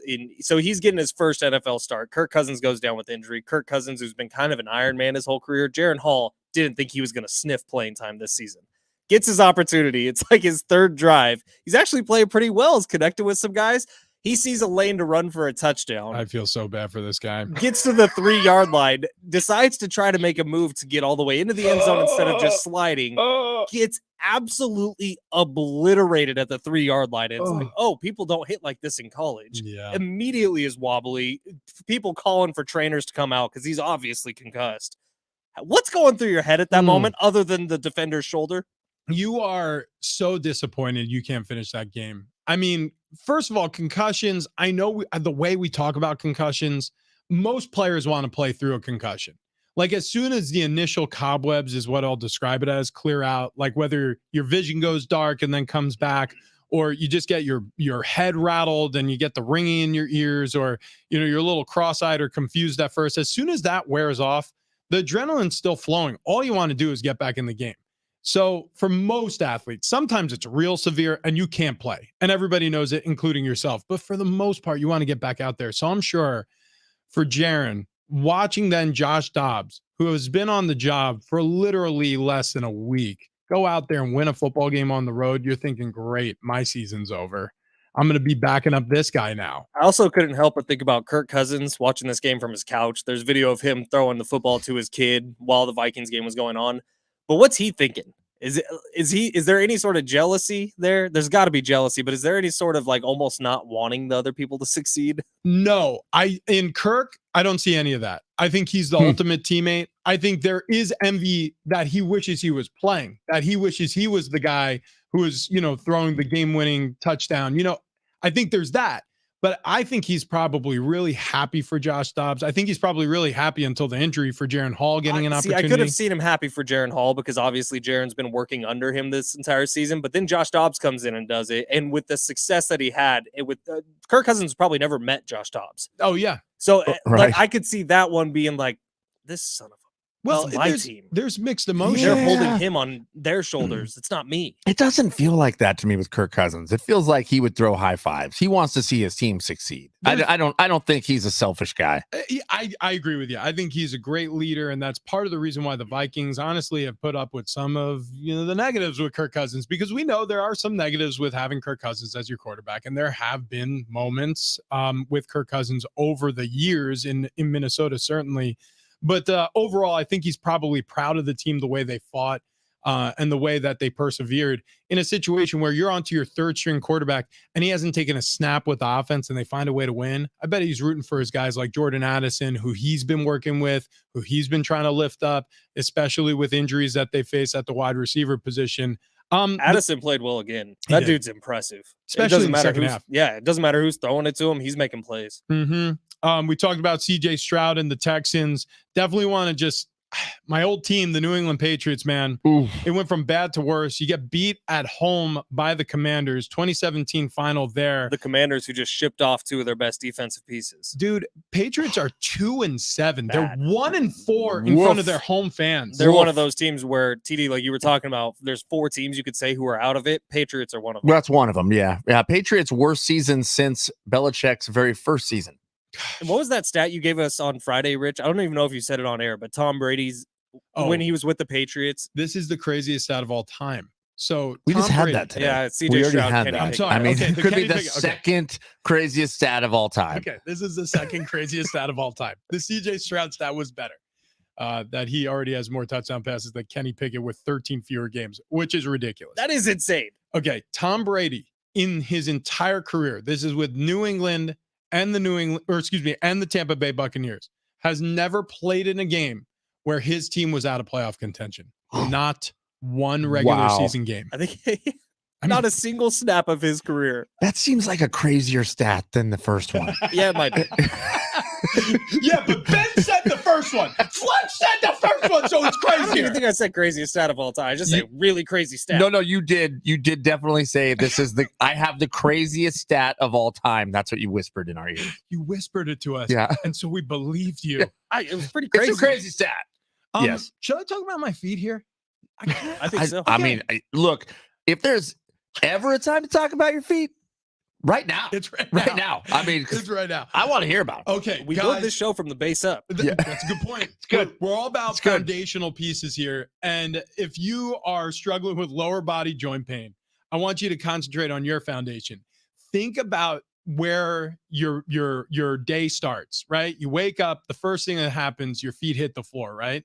And you don't really concentrate on like what shoes you're wearing for the most part. You don't really concentrate on like how often like your feet are bugging you, your feet are tired, until you go to a place like the Good Feet store, who point out to you all the imperfections of your stride, of the way you're balancing. And it's in a positive way because they have the fix for you. It's these arch supports. So I went into the Good Feet store and I had no idea some of the problems with the way I was walking, with the pressure that I was putting on different parts of my feet.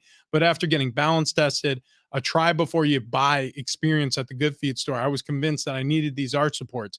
Walked out of there, started walking around in them. And to be perfectly honest with you, for the first week, I was like, yeah, I don't know how much this is doing. And then slowly but surely, the pain went away. Lower back pain left over from my NFL playing career disappeared. Knee pain really disappeared. That was the first thing I noticed. I'm like, whoa, the knee pain's it's gone.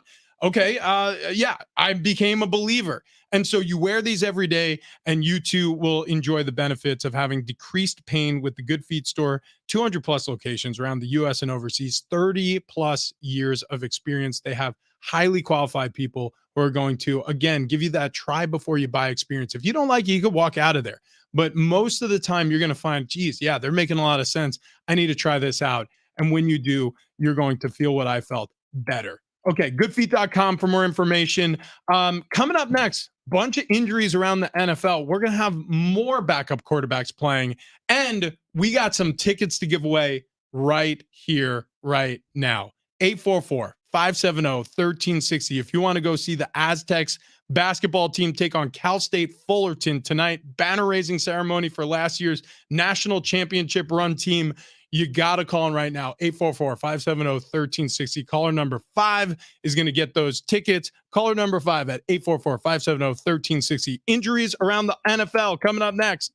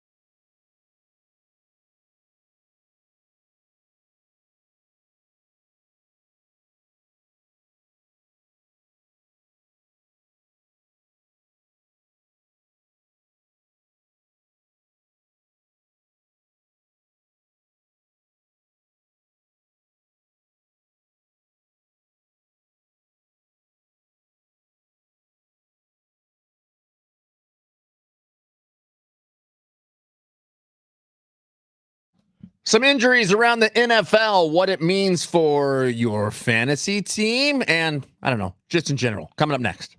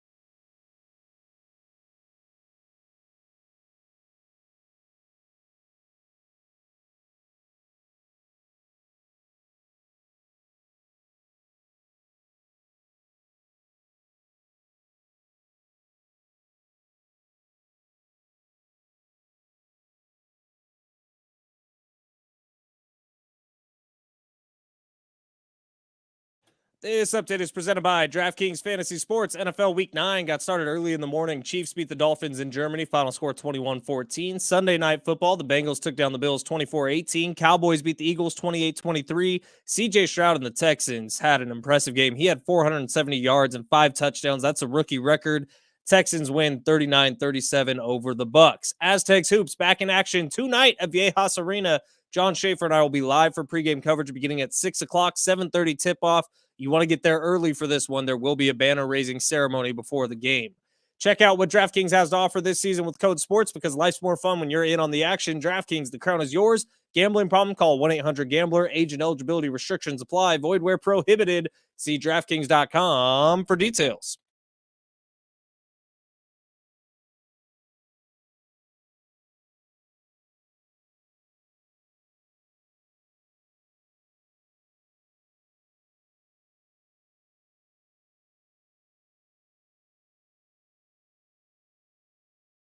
Big Rich Sheehan, Fletch, San Diego Sports 760.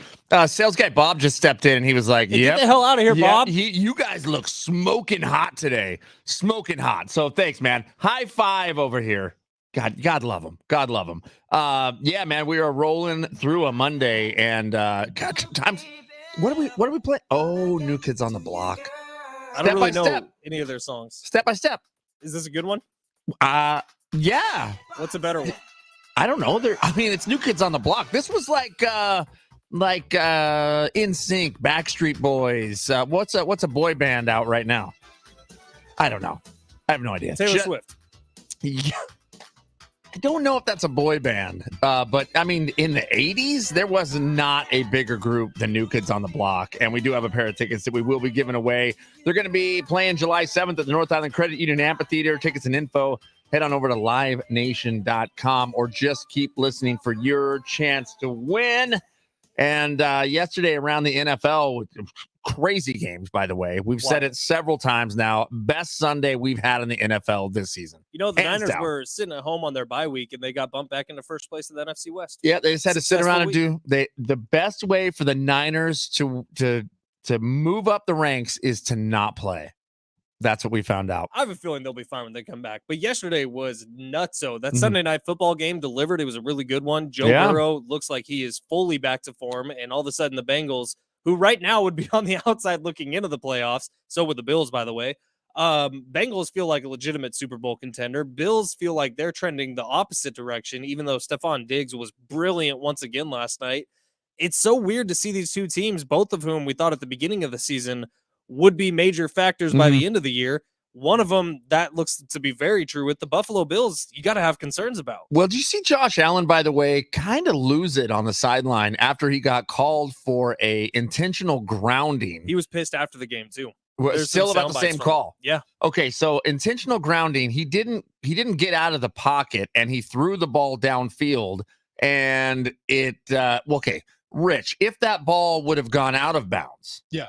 Now he just throws it away. No. So if there isn't a receiver in the area and you're within the tackle box, it's intentional grounding. No matter where that ball goes on the field. No matter where it goes. So even what's annoying is there's a total workaround with this, and you could throw it at the feet of like someone who's an eligible receiver, but is still in the backfield with you. See Patrick Mahomes for details. Yeah.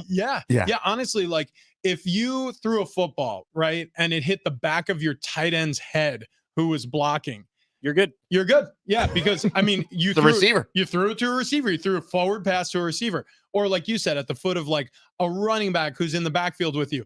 That stuff happens all the time. And it's not. And by the way, they actually called them for an intentional grounding. Was it the Bills earlier in the game where it wasn't, and then they called them for intentional grounding again, and it was. So I understand the frustration because he's probably like pissed off about the experience. Look, the Bills. All of a sudden, the Bills are kind of in a precarious situation. That's what we were just talking about before you walked in. It's like the Bills and the Bengals heading into the season, we had high hopes for both of these teams. And we're like, oh, well, maybe this is Josh Allen's MVP year, right? It's kind of been trending that direction his whole career. We were just waiting for him to burst out. Well, now you look at the Bills and Bengals, excuse me, and I feel really good about the Bengals. The Bills, serious question marks. serious question marks as they head into the second half of the season. Okay, really quick. New Kids on the Block tickets coming up in just 5 minutes. You got to stay right where you are if you want to win those tickets. A pair of tickets to see the New Kids on the Block July 7th, North Island Credit Union Amphitheater. Tickets and info at livenation.com, or keep listening. 5 minutes from now, we're going to be giving those away. Please don't go, girl. Are they the band that does the Uptown Phillies back again? No, that's Boys to Men. Close. Gosh, They have boys on the NKOTB. Come on. Yeah. Everybody loved Joey McIntyre. They couldn't be any more different. If you look, pull up Actually true. Other than maybe the time period they existed. Pull up a picture of New Kids on the Block and then pull up a picture of Boys to Men, and you'll be like, ooh, there's only 3 in one group. That makes sense. And that's the only difference. Injuries around the NFL. Eagles in the win over the Dallas Cowboys. Ooh. They lost tight end Dallas Goedert, fractured forearm, expected to have surgery. He's going to miss probably the end of their season. Maybe he'll come back for the stretch run heading into the postseason. It is kind of wild that someone breaks their arm and we're like, yeah, you could probably make it back this season. Yeah, actually, it's better. This sounds so crazy to say out loud, but it is so much better to break your arm or your leg than to tear a ligament in your ankle or your wrist. It's so much easier to come back from. Yeah, it is. That sounds crazy, but that's exactly true. Yeah. Dude, if I broke my arm, you could kiss me goodbye for months. How can I run this board with a broken arm? Are you out of your mind? And all of you are guilty. I'm taking this whole place down. You have any idea how hard I push these buttons every day? We talked a lot about the Jared Hall concussion on the Vikings, which that was a scary looking one. There was a scarier one in that game when KJ Osborne. Now, Josh Dobbs kind of set him up for failure when he threw the ball in the middle of the field. KJ Osborne gets smashed between 2 defenders. It actually ended with him walking off the field, which was a surprise because that seemed like it had ambulance written all over it. Yeah. He was smacked, man. And I don't think it was a legal hit either. No, there was a flag on the play. Yeah, that was rough. Defenseless receiver, really rough. and you led with the shoulder straight to the back of his head. That was. But the most impactful injury, I guess. I feel like Dallas Goedert. Danny Dimes, man. Okay, so Daniel Jones, he injures himself on one play, and then he tried to take a snap on the next and collapsed as he went into his drop. I mean, the knee just gave out on him. It looks to me, just the way he went down. I mean, can an MCL do that? Of course, because like you could have a lack of stability in the knee with an MCL tear, but they fear, apparently per reports, an ACL tear, and then obviously that'll be a season for Daniel Jones. 5 minutes ago, actually being reported now, Daniel Jones has season-ending ACL injury. All right, there you go. Well, never fear, because Tommy DeVito is going to be the QB out there. Italian thing, baby. Italian thing. He loves figs and he loves throwing touchdowns. Hey, it's me, Tommy Pastrami. You remember from the block? I grew up here in New York. I say, hey.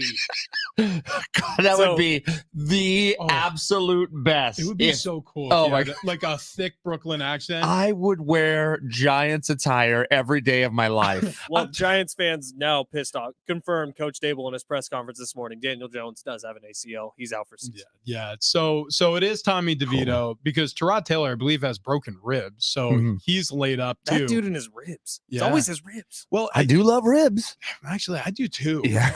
Gosh, I'm glad you brought that up. But yeah, Tommy DeVito, which again, a lot of anonymity at the quarterback position this week in the NFL already. You know, you had Bagent and Clayton Tune, and you had Jaron Hall, and Josh Dobbs was a hero this weekend, and now Tommy DeVito not only got an opportunity. Distant cousin of Danny DeVito. And getting an opportunity to start now next week because of injuries at quarterback. He too may be awaiting the same fate because the Giants offensive line protects nobody. Doesn't matter who's playing quarterback. They will get you hit a lot. They should maybe just like sit everyone down for the rest of the season.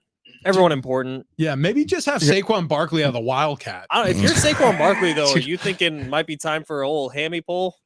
What, quote unquote? It's fake. You know what? Is there any way to get Zeke Elliott over there and just let him be the only guy on the field? Let him be the center. Yeah, let him be the center. Him playing center, Saquon is running back. What could go wrong? I'm just like, if I'm Saquon Barkley, and Tommy DeVito. it's not like the Giants. Hey! The Giants didn't Like commit I to told him. you, the pursuit over at Ralphie D sucks. I tell him all the time, you need to refresh the stock, manja. Or at least put some figs on something, right? But if you're Saquon Barkley, like the Figs. Giants showed nothing to you in terms of a long form commitment. Yeah. Are you ready to tell them, you know what, you guys aren't doing anything for me? I'm not going to do anything for you. And I told that Brian Dable when I got to the sideline, I said, go fig yourself. That's what I told him. It's an Italian thing. It's an Italian thing. It's not bad. Wow. Are figs fattening? Fattening. Look at me. I'm in the best shape of my life. I'm Tommy DeVito. I'm the starting quarterback for the New York football freaking Giants. I feel like There are no words. I feel like I could partake in some figs then, because in the past 2 months, I've lost 30 pounds. Attaboy. Boys. Yeah. Let me tell you something. If there's somebody who knows weight loss, it's me, Tommy DeVito. And this Where's guy, the battery on this? and this guy, I love it. Someone unplug it. I love This it. guy- I only want Tommy DeVito. No, Italian rich sucks. and No, this it's the guy, best. Travis Dale, you should have seen his neck. He had a neck like a balloon. This Okay, guy all of a was sudden now you're paternal.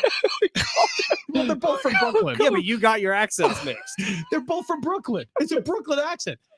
And I It's tell you so right like a now, salami for a neck. and now he looks like a cured pepperoni. Okay, go ahead. And that's thanks to stfatloss.com.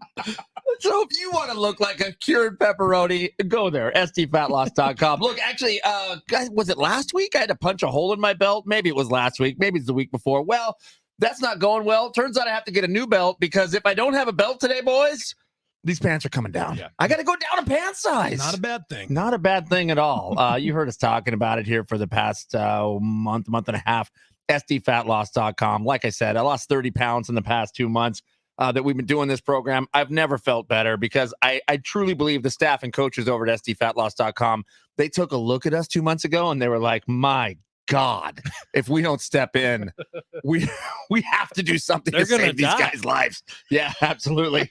They showed us what to do. They showed us how to do it, how to keep weight off, and not just keep weight off, but I mean, first lose the weight, the healthy weight, and lose it fast. Now they're showing us how to keep the weight off, but do the program with us, because doing this with a friend, a partner, a group like us will be your friend, partner, and group. It's so much easier. It's actually fun to do, and there's no exercise required or counting points or calories or drugs or injections. None of that stuff. Just good old American know-how. Getting that Think weight about off. 2 months in your future. How would you like to look in 2 months? Yeah, would you like to look as sexy as us? Yeah. Like, because At we Big look Rich like TD Fletch on Twitter. You could see it. Mhm. Mhm. With 3 cured pepperonis. We just look all dried out and shriveled. But in a Perfect. good way. Perfect. But in the best way possible. Okay, call right now, 844-570-1360. Oh. I know that Kids one. on the Block tickets available for you, a pair to see them when they come to North Island Credit Union Amphitheater. You're going to want to get these tickets. They're going to go fast. July 7th show. So 844-570-1360. New Kids on the Block. And coming up next, something that I didn't realize, but now I know, don't ever mess with the band at a football game on the other side.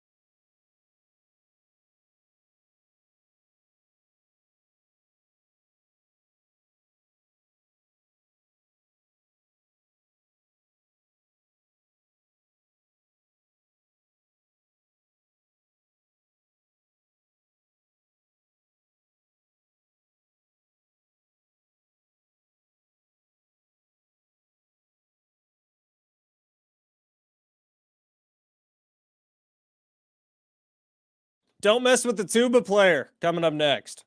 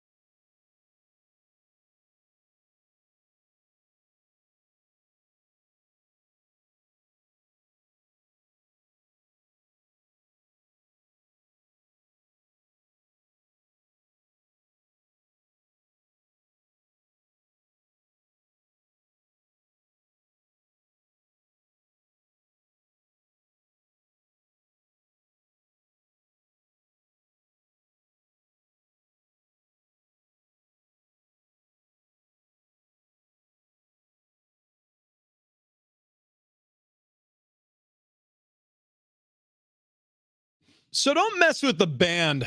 Not the New Kids on the Block. Congrats to our winner. Yeah, we're going to be giving away tickets to New Kids on the Block all day, or I should say all week long. I'm crying. I'm crying. We were having a lot of fun at break. We're the only show that has the New Kids on the Block tickets. Yeah. Darren Smith has Blink 182 tickets, which that's a pretty sweet show. Wow, That'll be at that's pretty Petco in July. And then John and Jim have tickets to the Rady Children's Invitational, the basketball tournament that's coming to San Diego. Yeah. So they have this week they have pairs of tickets to Championship Friday, and then next week they'll have double day admissions. Oh wow. Okay, so 2-day admissions coming up next way. Championship game admission this week. And then again, if you want those Blink tickets, keep listening for Darren Smith this week as well. We got New Kids on the Block all week long. All right, so a lot happens over a football weekend, and we do our best to sort of cull and pick and prune and find what we find most interesting and bring it to our listeners every single Monday. This story, though, this one cut through, and it had nothing to do with the game. It had everything to do with what's happening in the stands. And normally, there may have been a concussion on this play. Yeah, that's true. There was definitely a percussion. Oh, I'll go. Yeah, thank you. Lap. Just do a quick lap. Yep, you earned it, kid. So while Fletch is taking a lap for the dad joke, and literally a lap, like he's running through the newsroom right now. Yes, yeah. Texas Southern, they played Jackson State on Saturday. Mm-hmm. There was a heckler in the stands to the band? Getting in the face of the tuba player. So the tuba player throws 4 right hooks, knocks this heckler literally out. And he doesn't stop playing the tuba while it's happening. It was insane. Wait, whoa. Did Fletch just walk by the window here? I walked the whole time. No, you gotta hit the jog. No, you gotta hit a jogging pace. I don't really feel like running. Dude, what? Come on. No exercise required. No calorie points or calories or points or injections. It was a power walk. No. Nothing powerful about that walk. I will say this, though. And this is not to embarrass Travis, but TD usually arrives like at the same time you did, and we know he's jogging. I did think that as well. I did, yeah. But jogging, I'm near a full sprint. Just people are like walking casually by TD as he's running full speed, like, hey, what's up, LaDonna? Is there water along the way? Where'd you guys get in the story? Did you get to the punch? Oh, dude. Oh, yeah. Four punches. The guy's drop. Tuba player just keeps while beating the hell out of this guy. Okay, so never heckle a tuba player. That's words to live by. Don't mess with the band. Don't mess with Texas. Like, they just grow them different. You know, I mean, even the band can kick your ass. What would be the toughest instrument, you think? I think tuba, because it feels like the heaviest one. Well, you mean, hold on, the toughest instrument, like as in what I'm using as a weapon, No, to or be like like who's the toughest guy in the band? No, if you're in a marching band, what would be your like bottom tier, the Okay. Arizona Cardinals of the marching band? I'm telling you right now, if there Flute. is, if there's a male flautist, do not mess with him. That's a guy who's lived a tortured existence. Yep. And he is just waiting on cork. Yep. Yeah. He'll probably Is that this one? Yeah, that's that one. Yep. Off to the side, silver, long pipe. I mean, just getting teased his entire life. And Although, can you imagine like the quad guy, like that guy, how Oh. fast he could just rattle your face with sticks? yeah, good point. Mhm. Yeah, like the drummers. The drummers I've seen in the general. movie Drumline. They fight. Yeah, they Yeah, do. Yeah. It's a classic Cannon. battle between good and evil there. Nick great Cannon. Yeah, I think It was is only on- actually a great I think movie. it was only on like Kid 7 when he cut that movie. Do you know the band that was used for like the close-up hand shots? Riverside Community College marching No band. kidding. How about that? Okay. Wow. And like that little nugget. Learn something new every not day. bad. I'll take a lap. Yeah, I'm gonna need you to. Okay, TD is gonna take a lap. Fletch just got back from his busy day here on the show. Fletch, who do we thank? You're one joke away from taking your lap, mister. Yeah. We thank the head coach of the Aztecs, Brady Hoke. We also thank J.R. Tolver, who popped in. J.R. Tolver, who I'm pretty sure had 380 receiving yards in one game in college football. Yeah, he's pretty good. He was Maybe pretty 400? darn good. He was a stud. Wow, that was fast. Wow. TD's back. He took a shortcut. But Good thank you to the shortcut, roadies, the Fletch. dogs, the hangers, the bangers. If you missed anything today, it's up on the free iHeartRadio app. Just search Big Rich, TD, and Fletch, and keep listening because it's 6 o'clock today. John Schaefer and I will kick off the 2023-2024 Aztecs basketball season as they look to defend a Mountain West championship, as they look to get back to a Final Four. Can't wait. Did you like burst through walls like the Kool-Aid man? Yeah, I did. That was me. Smashing through the Kogo newsroom. What did he say? That's what he was like. What did he say when he did it? Yes, I did. I have a cramp. The herd is next.